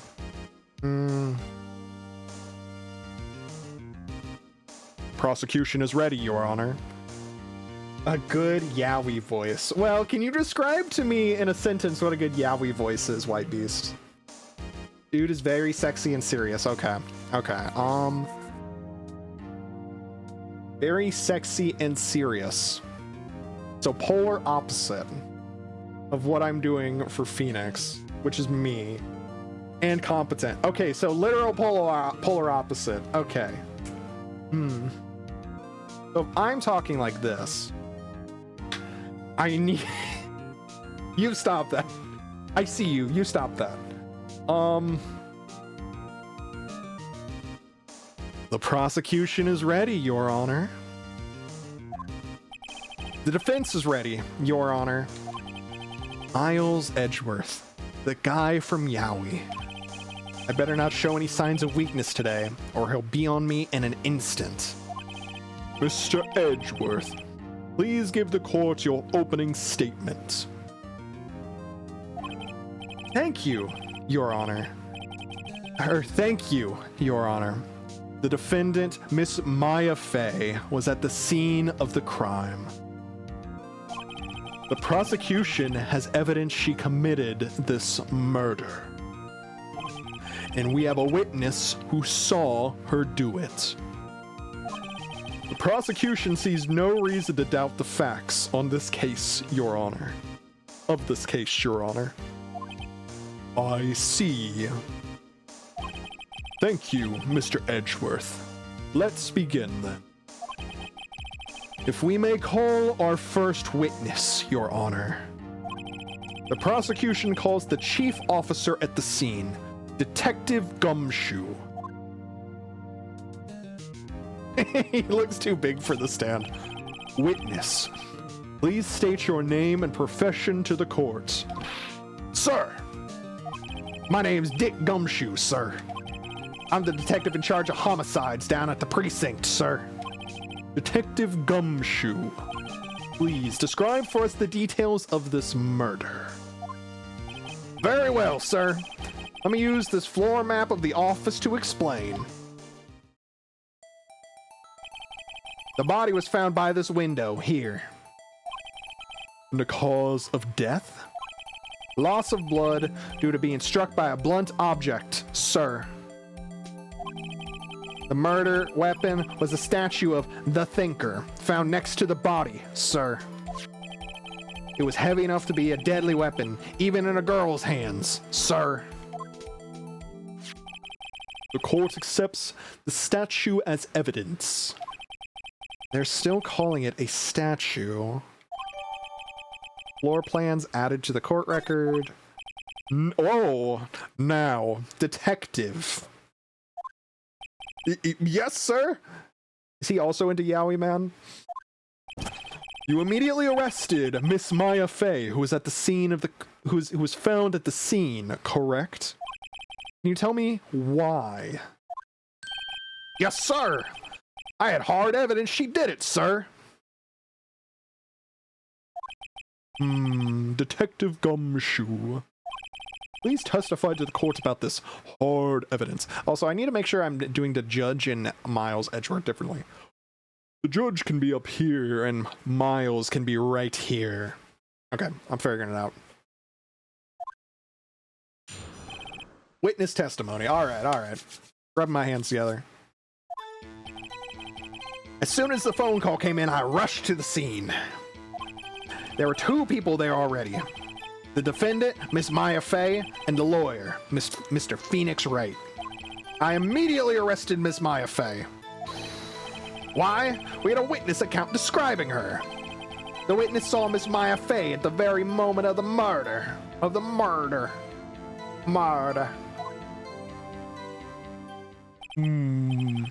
very moment, you say? Very well, Mr. Wright. You may begin your cross-examination. Yes, Your Honor. Cross-examination, or cross-examine a what? Couldn't see a single contradiction in that testimony. Oof. Schmack! Hey, Maya just threw something at me. Why you ask? I hate women. That's why he's in the Mr. Yowie. What's this? My sister couldn't find any contradiction in a witness's testimony. She would bluff it and press the witness on every detail. The witness always slips up and says something wrong. It worked lots of times. I should have expected Maya would know some of her sister's tricks. Alright, let's give this a try. Something the matter? No, Your Honor. I'd like to begin my cross-examination. So how is this gonna work? Because if I'm not bringing up evidence, I guess I'm pointing? Or press? Oh, I'm pressing, okay. There were 2 people there already. This part, everything's fine. I immediately arrested Miss Faye. Why?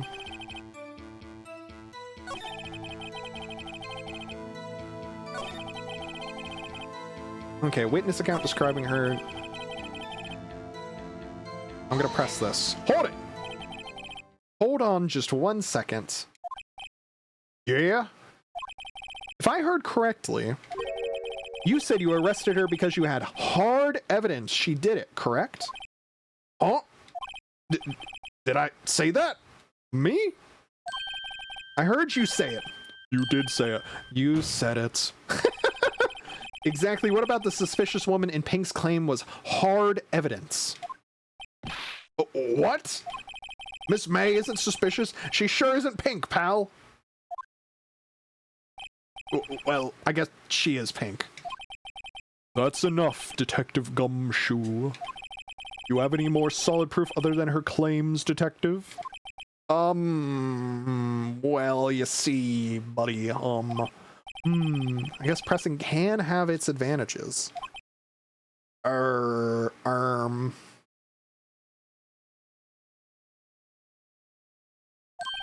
Yes! Sorry, I got the order of things mixed up in my testimony, Your Honor, sir. Bud. There was something I should have told you first, or told you about first, Your Honor. Very well, Detective. Let's hear your testimony again. Now, this is where I start bringing up shit. Hard evidence. After securing the suspect, I examined the scene of the crime with my own eyes. I found a memo written on a piece of paper next to the victim's body. On it, the word Maya was written clearly in blood. Lab test results showed that the blood was the victim's. Also, there was blood found on the victim's finger. Before she died, the victim wrote the killer's name.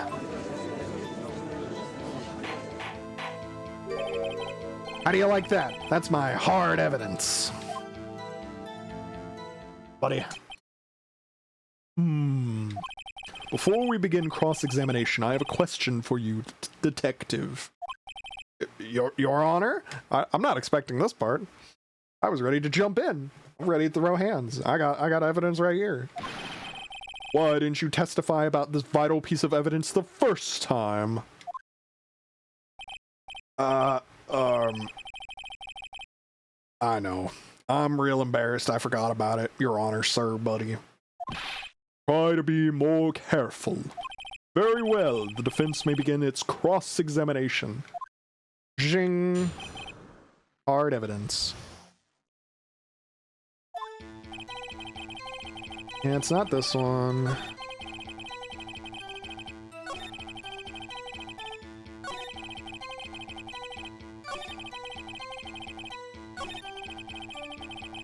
Present. Death was instantaneous. Objection. Detective Gumshoe. There's one thing I want you to clarify for me here. You say that the victim, Mia Fey, wrote this note. She was accusing the defendant, Maya Fey? That's really what you're saying. What? This isn't one of those lawyer tricks now, is it? Of course you wrote it. Who else could have? You have it backwards, detective. Backwards? I've never do anything backwards. The victim is the only person who absolutely could not have written it. This is a report from your department, detective. Immediate death due to a blow from blunt trauma. Or due to a blow from a blunt object, which is blunt trauma. Boom. I love this. I love all the sound effects in this game. The slamming of the desks. She died immediately. But buddy, no but-ing your way out of this one, detective. No. God damn it. God damn it. What was my next thought? No dicking your way out of this either.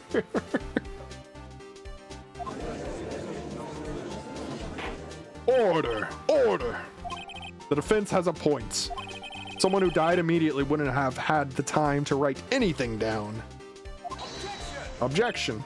Mr. Wright. I beg your pardon, but when exactly did you obtain that autopsy report? When?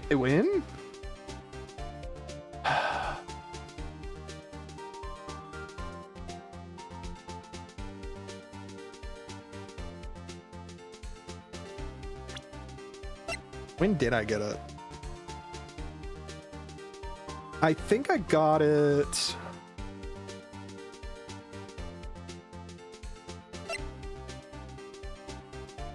When did I get it? Because I know I got it. I think I got it today. Or no. The day after the murder is when I got it. Because I was talking to Gumshoe. Yeah, because Gumshoe gave it to me. Gumshoe gave it to me. The day after the murder. Prosecution's point being... Uh-oh, Mr. Yowie. That autopsy report is outdated, Your Honor. What? Yeah, seriously, what? They patch note the autopsy? A second autopsy was performed yesterday at my request. Death was almost immediate due to a blow from a blunt object, but there is a possibility the victim lived for several minutes after the blow.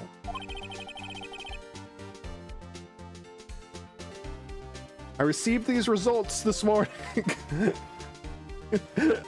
Oh, is that where that comes from?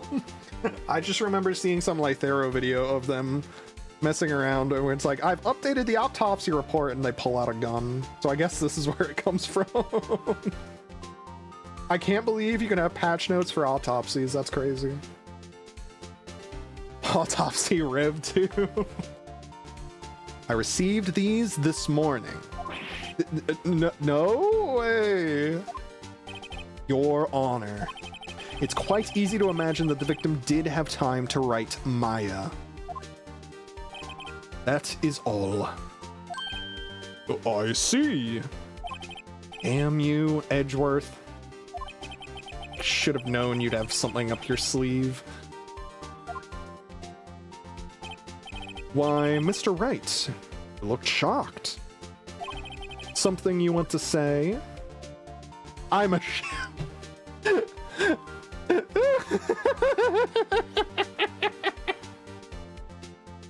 I'm a sham.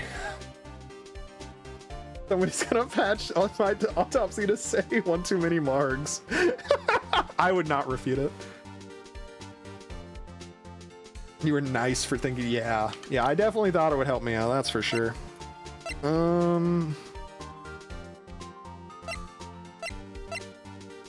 I want to say he's a sham, but I'm a sham is crazy. It definitely is. Like, it's definitely like the, do you got no other ideas? Just call yourself a sham. We'll end the trial. Slop too hard, my knob fell off. None of these are helpful yet. This is going to be helpful. I just don't know how it's going to be helpful.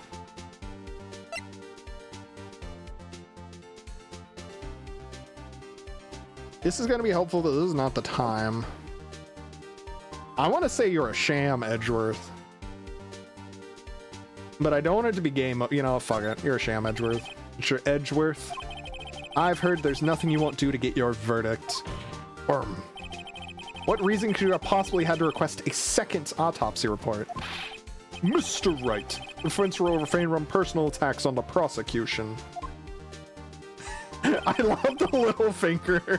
What? No matter, Your Honor. Mr. Wright, say what you will. The evidence in this report is undeniable. Your Honor, I submit this report to the court. Understood. The court accepts the evidence.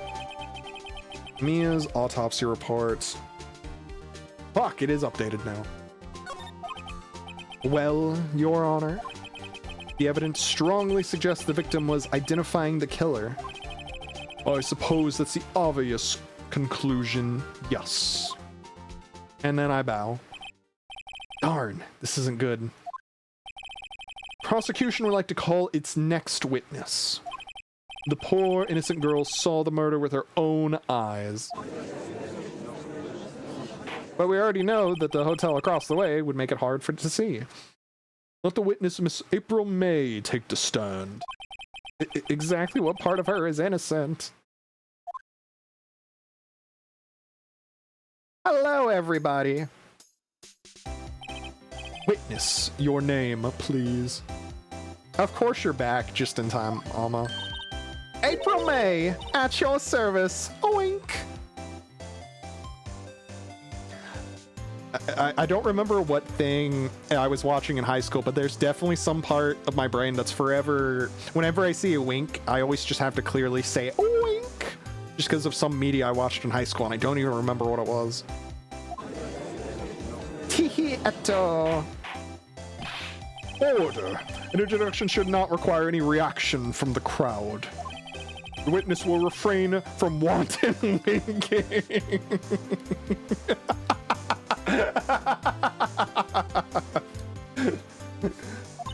No, yes, Your Honor. This is not good.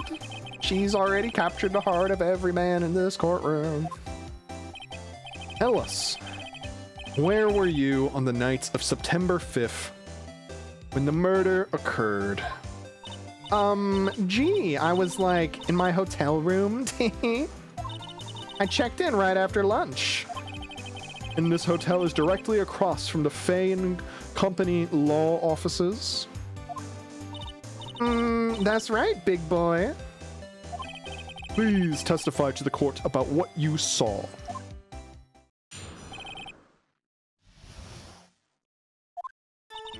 It was like 9 at night. I looked out the window, you know? And then, ooh, I saw a woman with long hair being attacked. The one attacking her was the mousy girl sitting in the defendant's chair. Then the woman, like, dodged to one side and ran away. But that girl, she caught up to her and she hit her. Wait, why was... No, go back to that photo of Mia. Go back to that photo of Mia. Why was she lit up like that? That girl, she caught up to her and she hit her. Then the woman with the long hair, she kind of slumped. The end. That's all I saw. Every little bitsy witsy. Every little bitsy witsy. Wink. We said no wanton winking in the courtroom, Your Honor. That was an unlawful wink. Object. Well, Your Honor. I see. It is a remarkably solid testimony. I don't see a need to trouble the witness any... wait, Your Honor. Yes, Mr. Wright? What about my cross-examination? Yeah, let me do my shit. I thought the witness's testimony just now was quite firm. Didn't you? Mr. Wright, I understand you were Miss Mia Fay's understudy, were you not? You must know her techniques well.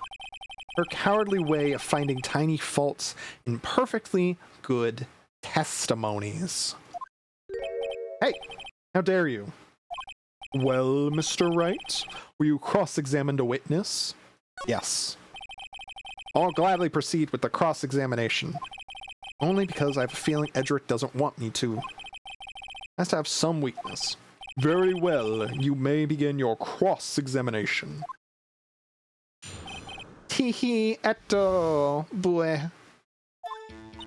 It was like 9 at night. I looked out the window, you know. Okay. Now I need to start. Now I need to lock in.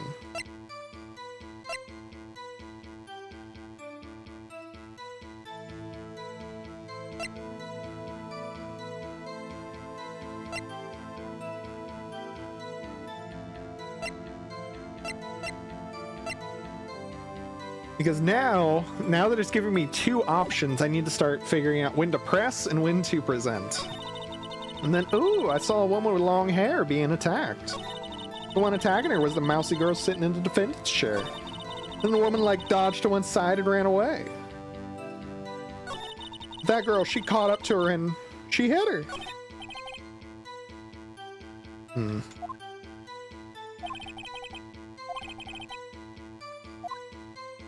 Oh, I see. Okay. Oops. Settle down, Akai. Settle down. All woman with long hair being attacked. One attacking her was the mousy girl.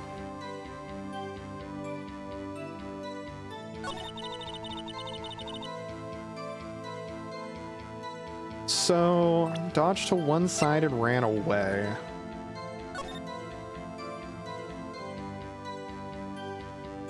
But she could only see...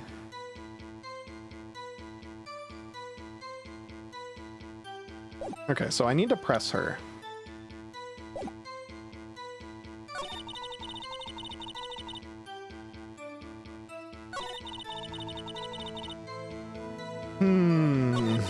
What one do I want to?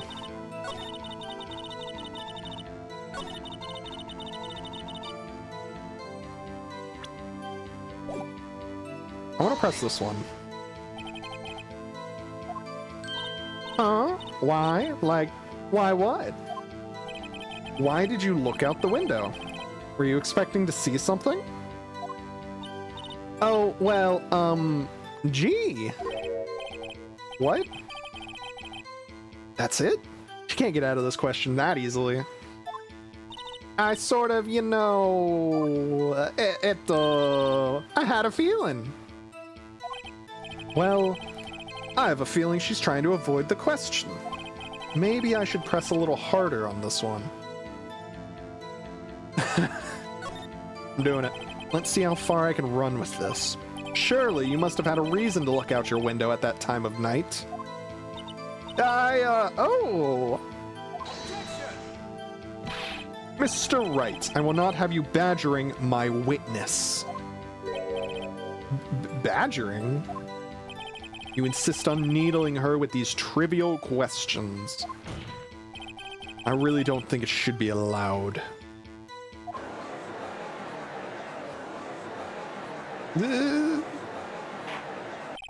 Order. Mr. Wright, you have been warned. Poor girl? What about poor me? You looked out the window. What did you see next? Phoenix Wright hates women. Yeah, because he's into Yaoi Man. We already discussed this.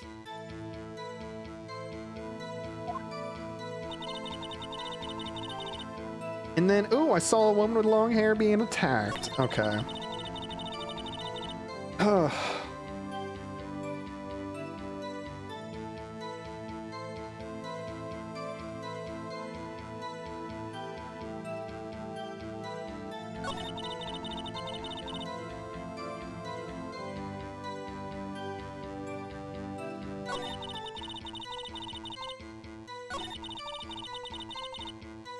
Dodge to one side. I'm gonna press this one. This one. She dodged? Dodged what? Well, the attack. Please continue your testimony. Okay, this isn't the one. She hit her.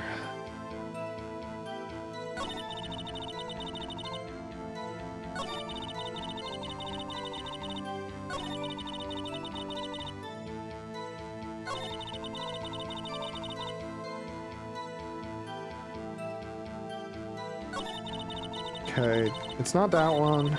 So I imagine the way this game works is that when you make bad accusations up there in the top right-hand corner, that's where you start losing your, like, life bar, essentially.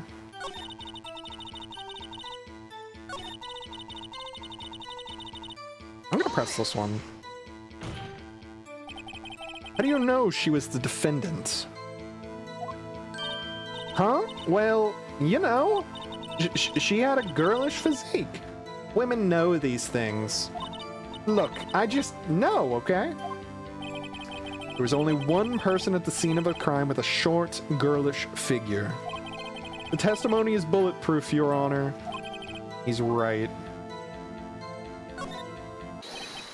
Hold on a minute. That testimony stings. What? Miss May, I'm willing to bet that.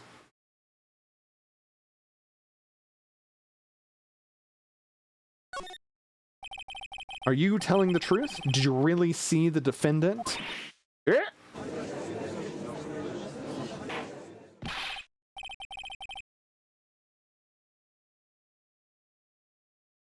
Mr. Wright, what is the meaning of this? Yeah, what's the meaning? Somebody tell me, because I'm clueless about this. I mean, this thing in particular that I don't know. Okay. You had really witnessed my client, Maya Fey. You would have noticed her clothes before noticing her physique.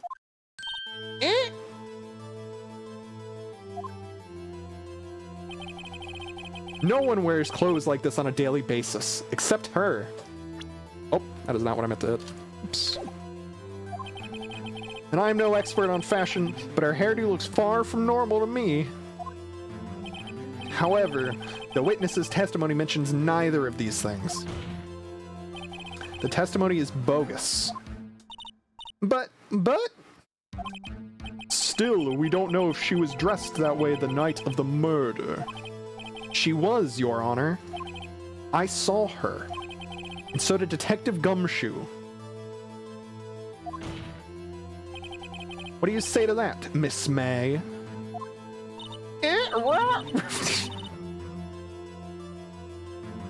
Oh my god, this game's going to kill me. What are you trying to say, you mean lawyer? I saw what I saw. I just didn't think all the trifling little details were necessary, darling. Miss May, the court would like to remind you to please omit nothing in your testimony. I'm sorry, I'll be a good girl, I promise. Oink. Your testimony again, if you would. Damn, I almost had her. Take two. I did see everything. I did. The victim, the woman, dodged the first attack and ran off to the right. Then the girl in the hippie clothes ran after her. And she hit her with that weapon. I saw it. I did. That clock. The kind of statue-y clock? The Thinker, I think? Well, does the accuracy of my report not startle you? Teehee. I see. Only wish you had been so detailed from the beginning. Please begin the cross-examination. Teehee. Don't cross-witness me, Eto. I did see everything. I did. Okay, so ran off to the right. I don't think.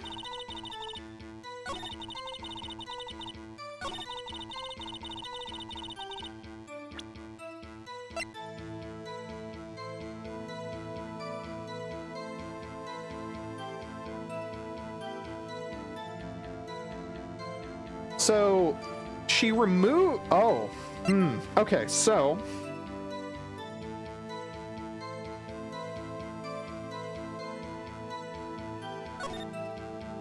we know it's not working. That's lame.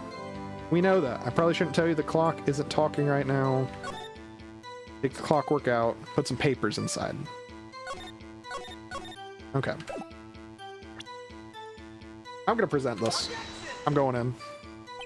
This evidence clearly reveals the contradiction in that statement, Your Honor. How exactly are that evidence and the statement just now related? They aren't. Well, shit. Okay. Fuck me. Okay, that is my health bar. Good to know.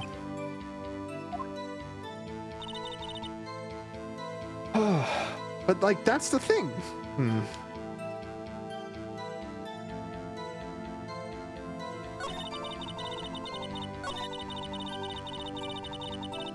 I think I did it too early. I think that was my issue there, is I did it too early. Because I needed to have her say something else. Yeah. I gotta wait for things at the right timing.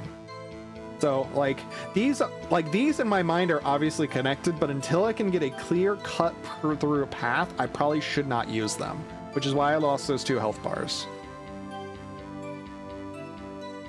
The right situation. Okay, perfect. That's very appreciative. Thank you, Irene. Okay, so I need to get there, which means I need to press on this. A clock? Well, don't look so sour, Mr. Lawyer. You can't win them all. No, but I have a feeling I'm onto something now.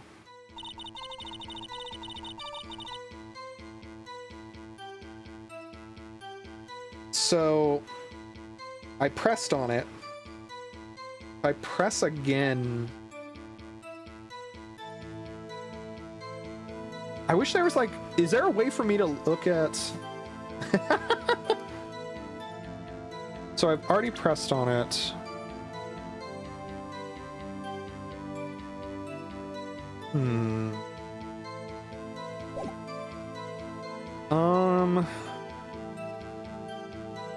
What do I want to do? Okay. If that's the case, then I'm just gonna press again. We're just gonna see. Okay. Okay, so... Okay, so now...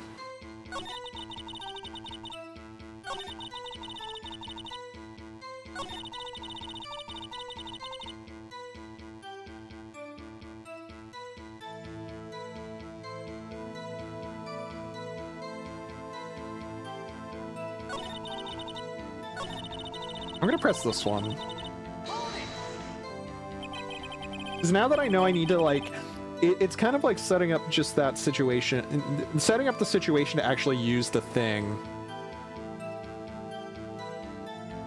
Makes sense. So if she ran to the right... which hand do I hold my knife in again? Right! It was my right hand, right? Satisfied, Mr. Right? Please continue. Okay, so that's not the thing I need to press on.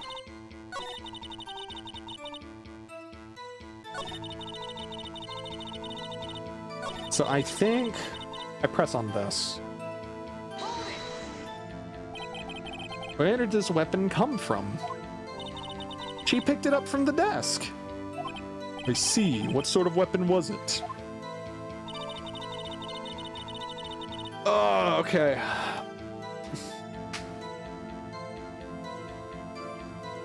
Okay, so I think I'm being stupid.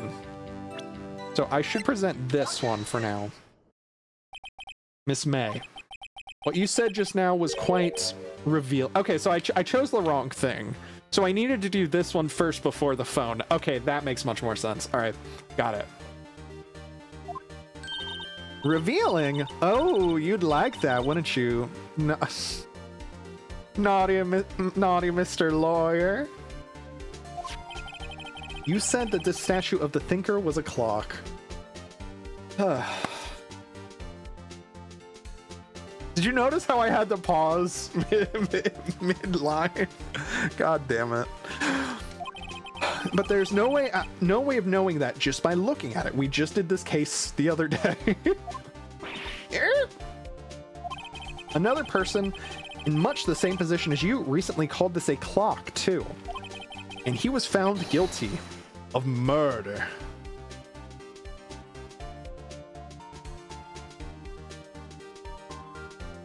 I'm not reading that.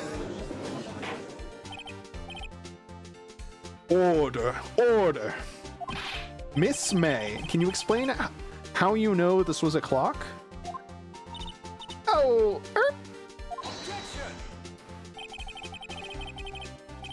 The witness saw the murder with her own eyes. That's all that's important here. The defense is trying to confuse the issue with trivial concerns. Yes, yes, of course. You will withdraw your question, Mr. Wright. No, I will not. But questions are all I have, Your Honor. And as you may recall, I've caught murderers with these questions before. Well, only once. Hey, I have 100% record of getting murderers with questions. That's all I'm saying. 100%. No issues. I need to be shouting objection to? Fine. Objection sustained. You may continue to question the witness. Woo! That was close. If he stopped me there, the trial would be over. What? So, what happens now? What happens now is you answer my question. How did you know it was a clock? What? That's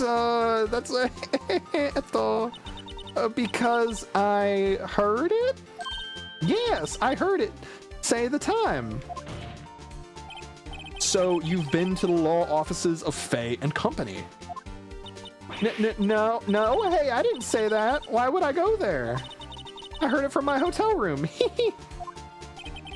The law offices of Faye and Company where the murder took place is very close to the hotel. She could easily have heard the clock. Well, Mr. Wright, are you satisfied? Fuck no. No, Your Honor. Permission to say fuck in court. I can't give up now. I'm not satisfied because... couldn't have wrong. Your Honor, members of the courts, it is inconceivable that the clock in question rang because it is empty. That clock is missing its clockwork.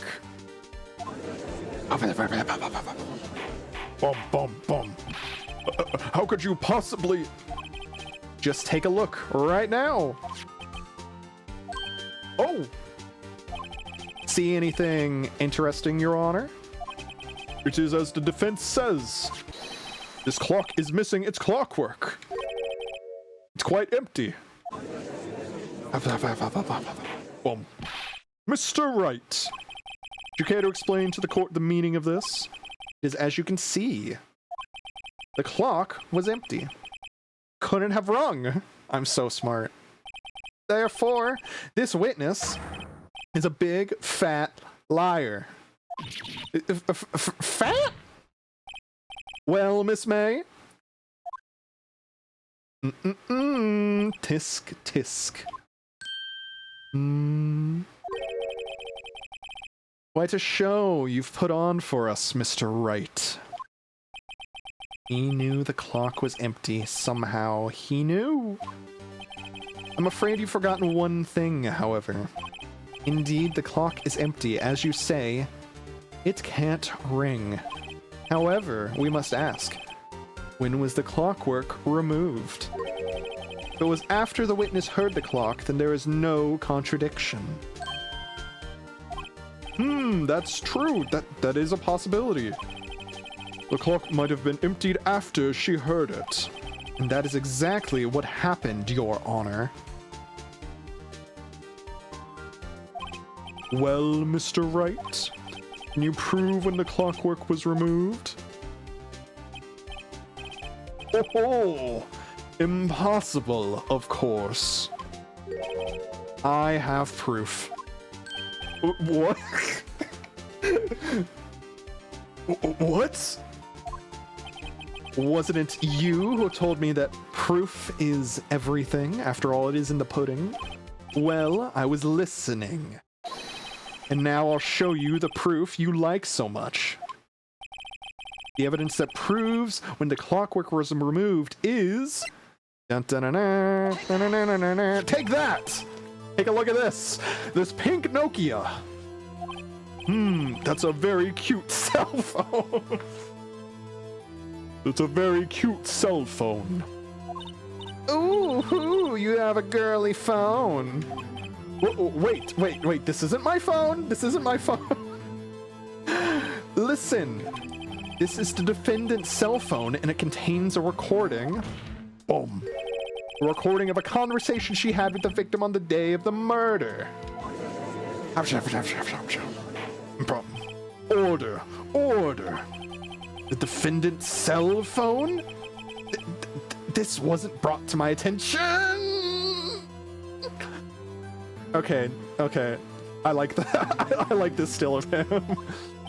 Perhaps Detective Gumshoe overlooked it? The good detective better remember he's up for evaluation soon. I gotta say, I'm starting to feel bad for the big fella. Let's hear the conversation. Beep. So you just want me to hold on to the thinker for you then? If you could. I should probably tell you, the clock isn't talking right now. Huh? It's not working? That's lame. I had to take the clockwork out. Sorry. September 5th, 9:27 a.m.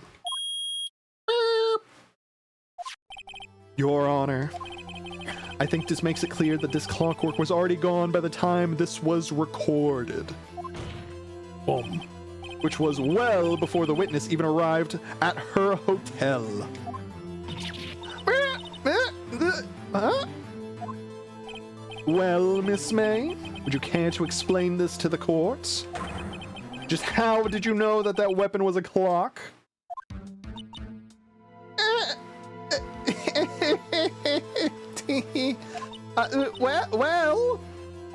Well, isn't it obvious? I saw that clock before. What store was that again? I go to so many. Oops, I forgot. Oink. So the witness had seen it before. That would make sense. Does the defense have any objections, Mr. Wright? Yes. I know exactly who made that. The witness claimed she had seen it before. But this directly contradicts a piece of evidence already submitted to this court. Well then, let's see it. Please produce this evidence that will prove the witness had not seen the clock before. Oh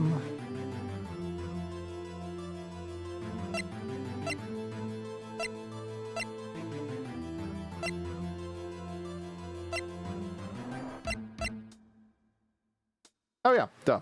I was overthinking it. It's simple. Clock was never in any store, ever.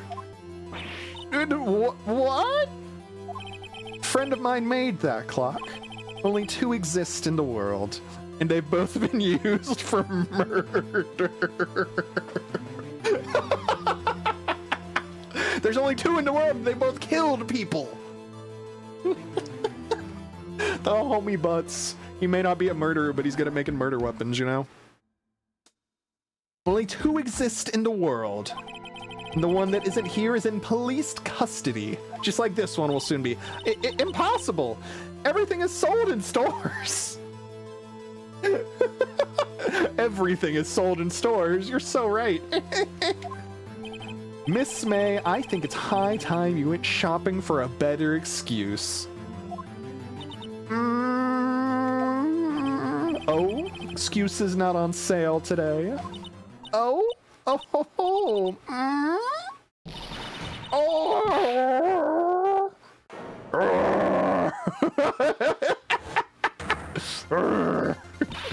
What's it to you, you porcupine head? That stupid clock doesn't matter, okay? She did it, and she should die for it. Die. She was about to go Super Saiyan, I'm gonna be real. Whoa, let's not get ahead of ourselves. This is a court of law, and the witness will remain calm. Oh, silly me. Did I, like, lose it? I guess I did. Wink. Scary. You and me are both scared, Phoenix. Miss May, let me ask. Tell me, how did you know the weapon was a clock? Oh dear. Does the defense have an opinion on this behavior? This is it. Yes, Your Honor. Allow me to explain how I see the truth of the matter. Miss April May, you knew the weapon was a clock because you had heard about it. The witness had never held the clock in her hand. However, she had heard that it was a clock. She heard? That is correct, Your Honor. There was no other way she could have known the thinker was a clock. Slam.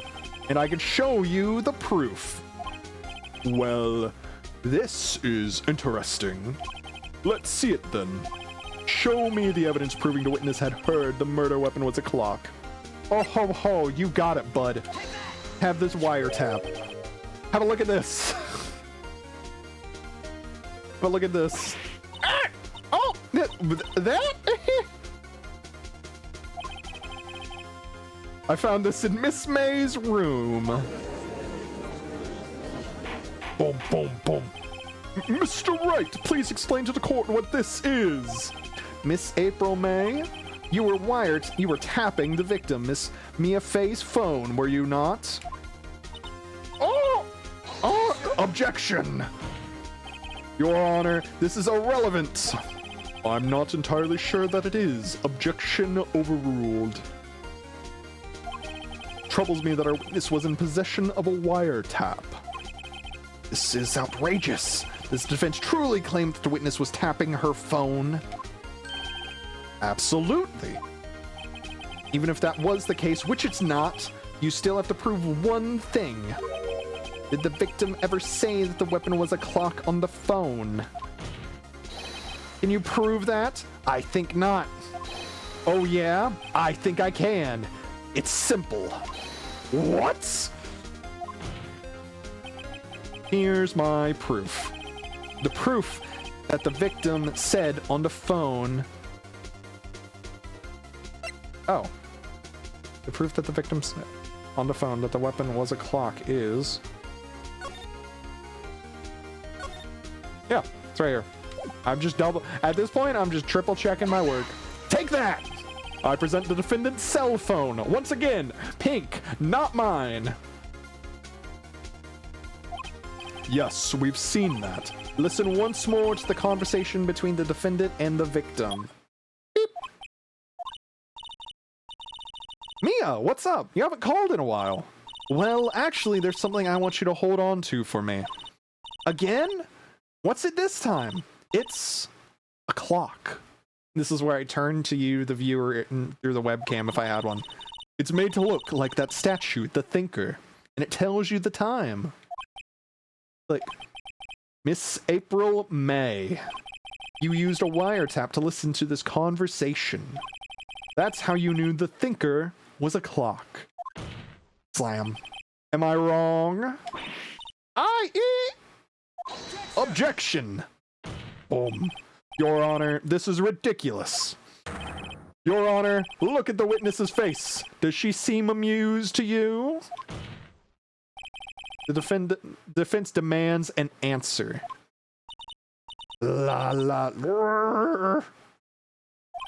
Witness, answer the question. Did you tap her phone? Miss May. Shut up, all of you. What gives you the right to talk to me like that? You lawyer?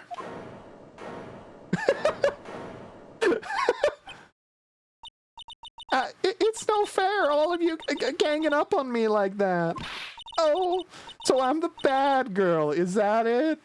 Is that it? This definitely won't be used out of context to hurt me.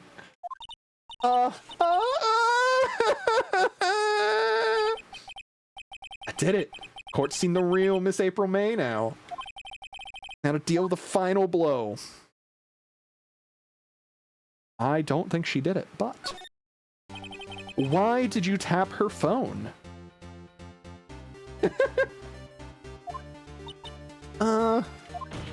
Slam. Answer the question. Do I have to? Isn't this a murder trial? Isn't tippity-tapping irrelevant? Yeah, she's saying exactly what Edgeworth wants her to say. Miss May, you were tapping the victim's phone. I hardly call that irrelevant. When I get veved unjustly.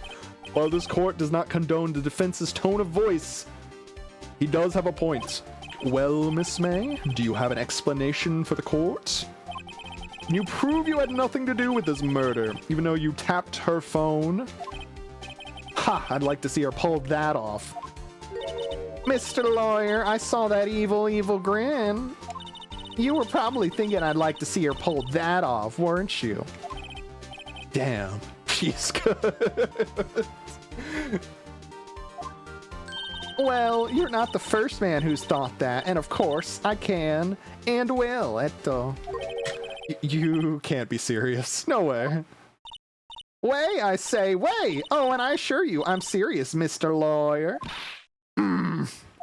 Okay, so the killing happened around 9 at night. Why, that's just when I was getting room service from that sweet bellboy. Room service? Iced coffee, I believe it was? Iced coffee? You know, like normal coffee, but cold. If you don't drink it quick, the ice melts and then you have regular cold coffee. Ice coffee. Think I'm making this up? Ask the bellboy. Oink.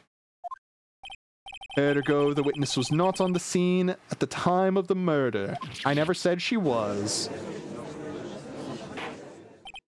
So where does that leave us? It is my great displeasure to inform you. The witness appears to have been tapping the victim's telephone. However, that is a separate crime with no bearing on the current case whatsoever. Her testimony stands. She saw the defendant, Maya Fey, commit murder. No, they're going to just let her walk away. There's no way I can win with this unless I tie Miss May to the murder somehow.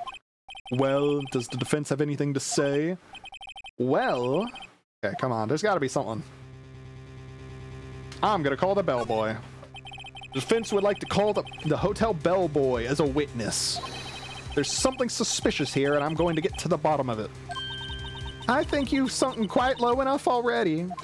Objection. I object to calling the bellboy. Why? What's your reason? Because I hold that to the wiretapping had nothing to do with the killing. However, you agree to one condition. I'll consent to calling this witness. Condition? If Miss April May's alibi is not called into question after you examine the bellboy, then you will recognize that Miss April May was not the killer, thus she is innocent. And thereby you must also accept the verdict of guilty for Miss Maya Fey. That is my condition. What? I'd better find something suspicious in that bellboy's testimony. Otherwise, Maya will be declared guilty on the spot. What should I do? I gotta... Yeah, fuck it. We ball. Alright, I've got nothing to lose except for, well... everything. Understood. I accept your condition.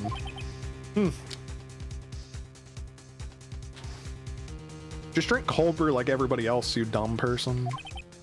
Ooh, you fell right into my trap. Uh-oh. I'm pointing my finger. I'm supposed to be the winner here. What is it? Very well. The court calls the hotel bellboy to the stand.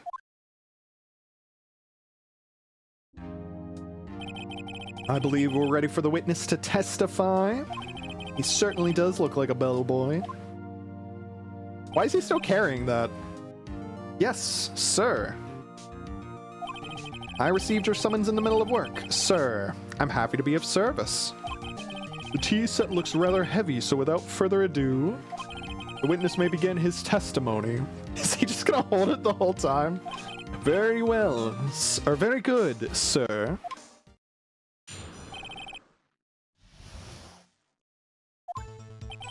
I am the head bellboy at the fine Gatewater Hotel, in business for 4 generations.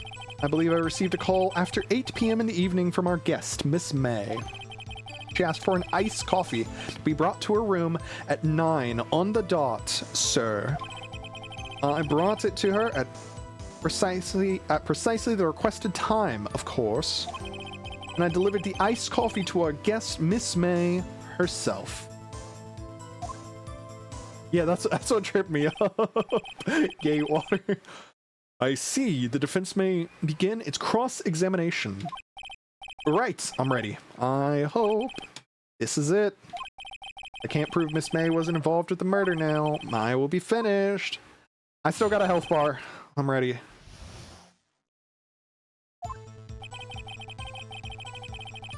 I believe you're the bellboy.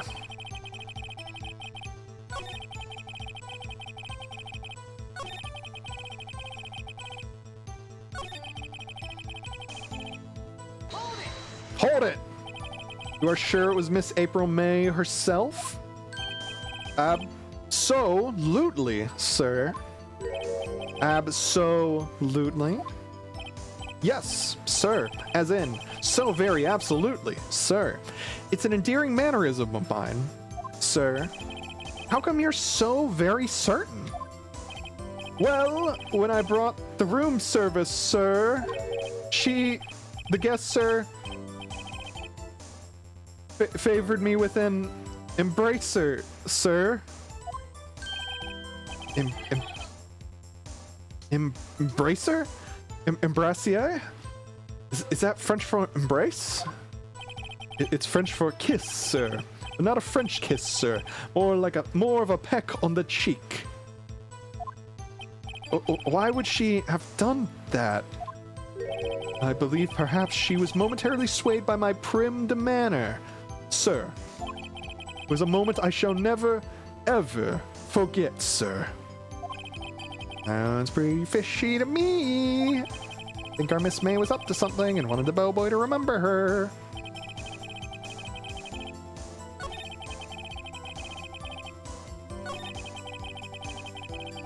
Here we go. Hold it. 9 on the dot, you say?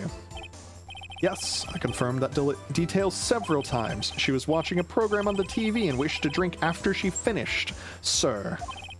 9, the time of the murder. It's no good. Tisk tisk. Finally, you understand. This bellboy has no reason, absolutely no reason to lie. Now, if you have any decency, you will end this rather tedious cross-examination here. It was a bit tedious. The witness may leave the stand. Can't let this happen, can I? I'm not giving up. Protest.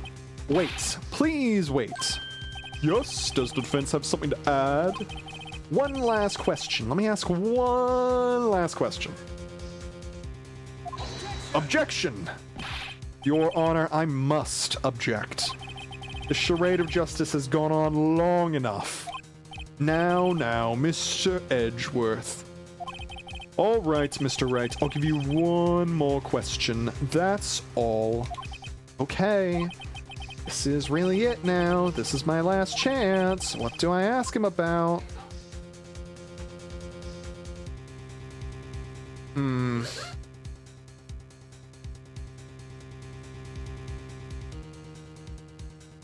Ed making.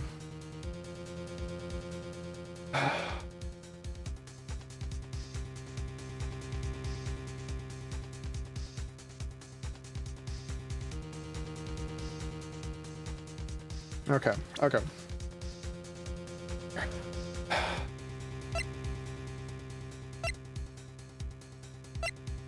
So, it's definitely got to be check-in or room service. It's not bed making. Our this is rough. Check-in. I think it has to be check-in because we have to make sure that she actually got to the hotel when she said she did.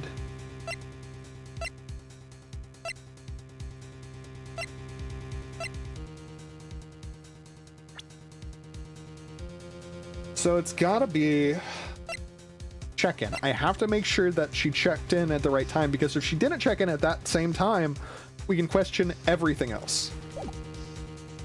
Check-in. Tell me about check-in. Tell me about when you checked in, Miss May. Oh, all right. Very well, sir.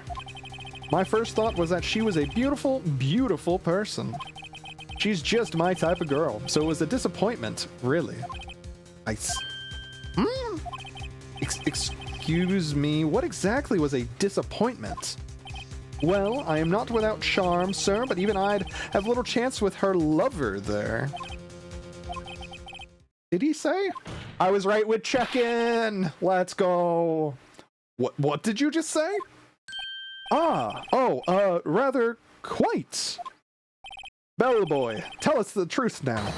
Did Miss May check in with another person? And we saw 2 glasses in her room, too. Objection!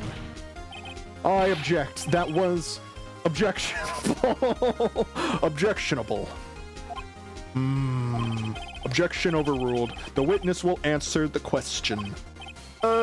Yes, I see. Why did you not mention this in your testimony? Well, sir, you didn't ask, sir. Nice try. That's the sort of thing you're normally supposed to mention. Ah, yes, quite, indeed. It was the, good barrister there, Mr. Edgeworth, who... He asked me not to mention it if I wasn't specifically asked, sir.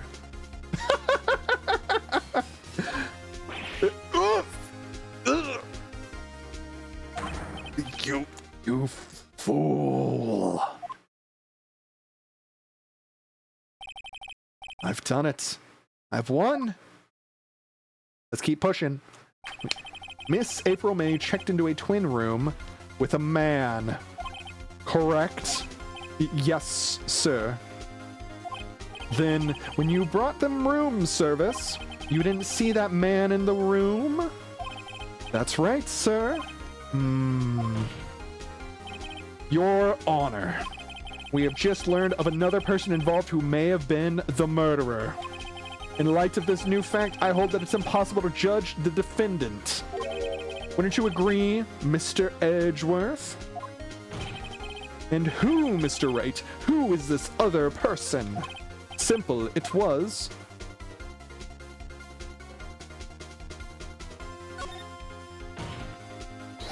the man who checked in with Miss May. Your Honor, as has been previously revealed, Miss April May was tapping the victim's phone. Yet Miss May herself was an alibi at the time of the murder. However, that does not clear the man that was with her. The bellboy saw no one else in the room at the time of the murder! Exclamation point, exclamation point, exclamation point. My, what a convenient little setup. But it's too late. Too late? I suppose you'd like it if it was too late, wouldn't you? After all, it was you who hid the presence of the other man from this court. Upstart. Amateur. These accusations are ludicrous. Boom. Enough! The court acknowledges the defense's argument. I expect the prosecution and defense to look into this matter fully. Am I understood? Yes. Yes, Your Honor. That is all for all today for the trial of Maya Fey. Court is adjourned. Boom.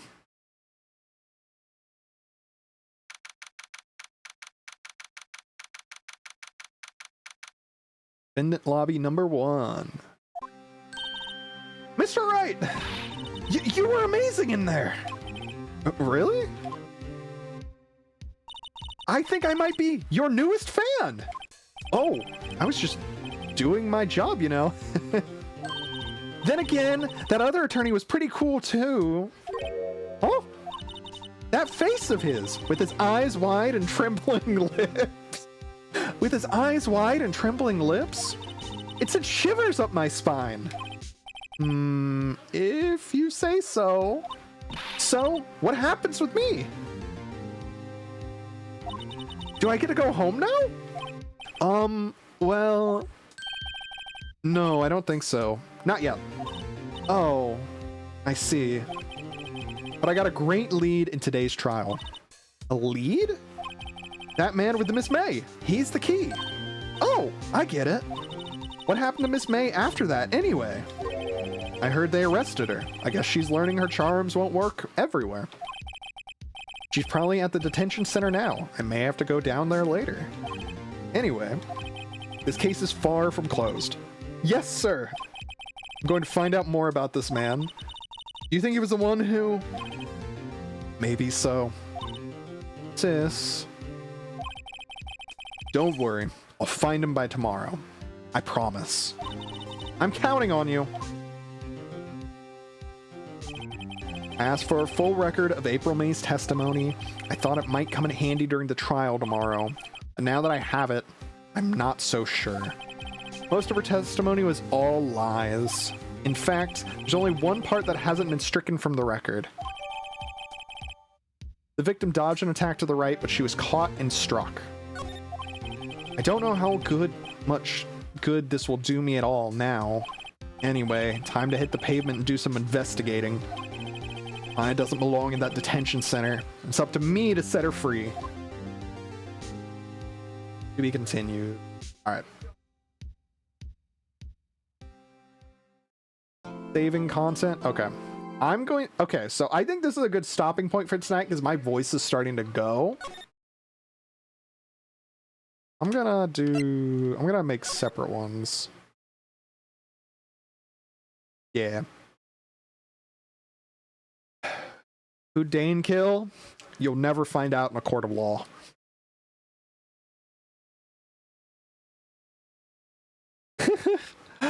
All right, so I think with that, let me make sure that things are saved. I'll go back for a moment just to see that everything is good. And then when I get to a stopping point here shortly, I'm probably going to call it because my voice is slowly going out. But this game's fun. I like this. Well, hello. All right. I think I will call it here. This was way more effort. You can just play normally, but this is fun. I like this. This is like the DM. See, I just finished a tabletop campaign where I used to do this shit for like people for like 2 years. I mean, I just finished up a campaign with like Roz, Rudy, Boomcube, Mr. K, where I was like doing all the NPCs and whatnot. So this is like the fun part of me is definitely like the doing like trying to do the voice work and whatnot. So I got enough sound clips to max out. Oh no. No. All right. Title screen. Oh, okay. Title screen. Perfect. All right. So far, so good. Yeah, this game's cool. I definitely don't mind doing these like kind of voiceover things too, because I think, like I said, I think it's fun. I probably won't be able to do this like every night, but I would like to do this again sometime this week. Maybe Wednesday because of Rev Tuesday. Unless I start at 7 on Tuesday. Either Tuesday or Wednesday, probably. I'll do another one of these. Of course, this is fun. I'm having a blast. I definitely... Look, when Phoenix said, I'm going to get to her bottom, I mean the bottom of this, I was like, man, this dude really is me. This sucks. Okay. Well, this was a lot of fun. I'm going to put on the waiting screen again because I think this is still really funny. Glad everybody had a good time.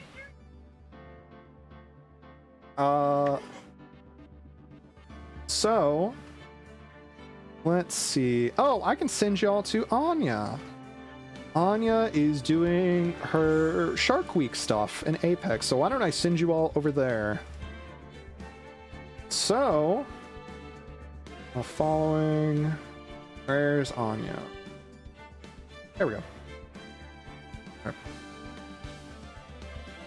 Let's start this raid. So thank you all for tuning in tonight. I really do appreciate it. I'll do another post for when I will do this stream, or the next part of this, either on Tuesday or Wednesday or something. So yeah, I'll keep y'all posted on that. I'm gonna give my voice a rest for the rest of the night, and y'all have a good evening, and we'll do this again soon. Bye-bye.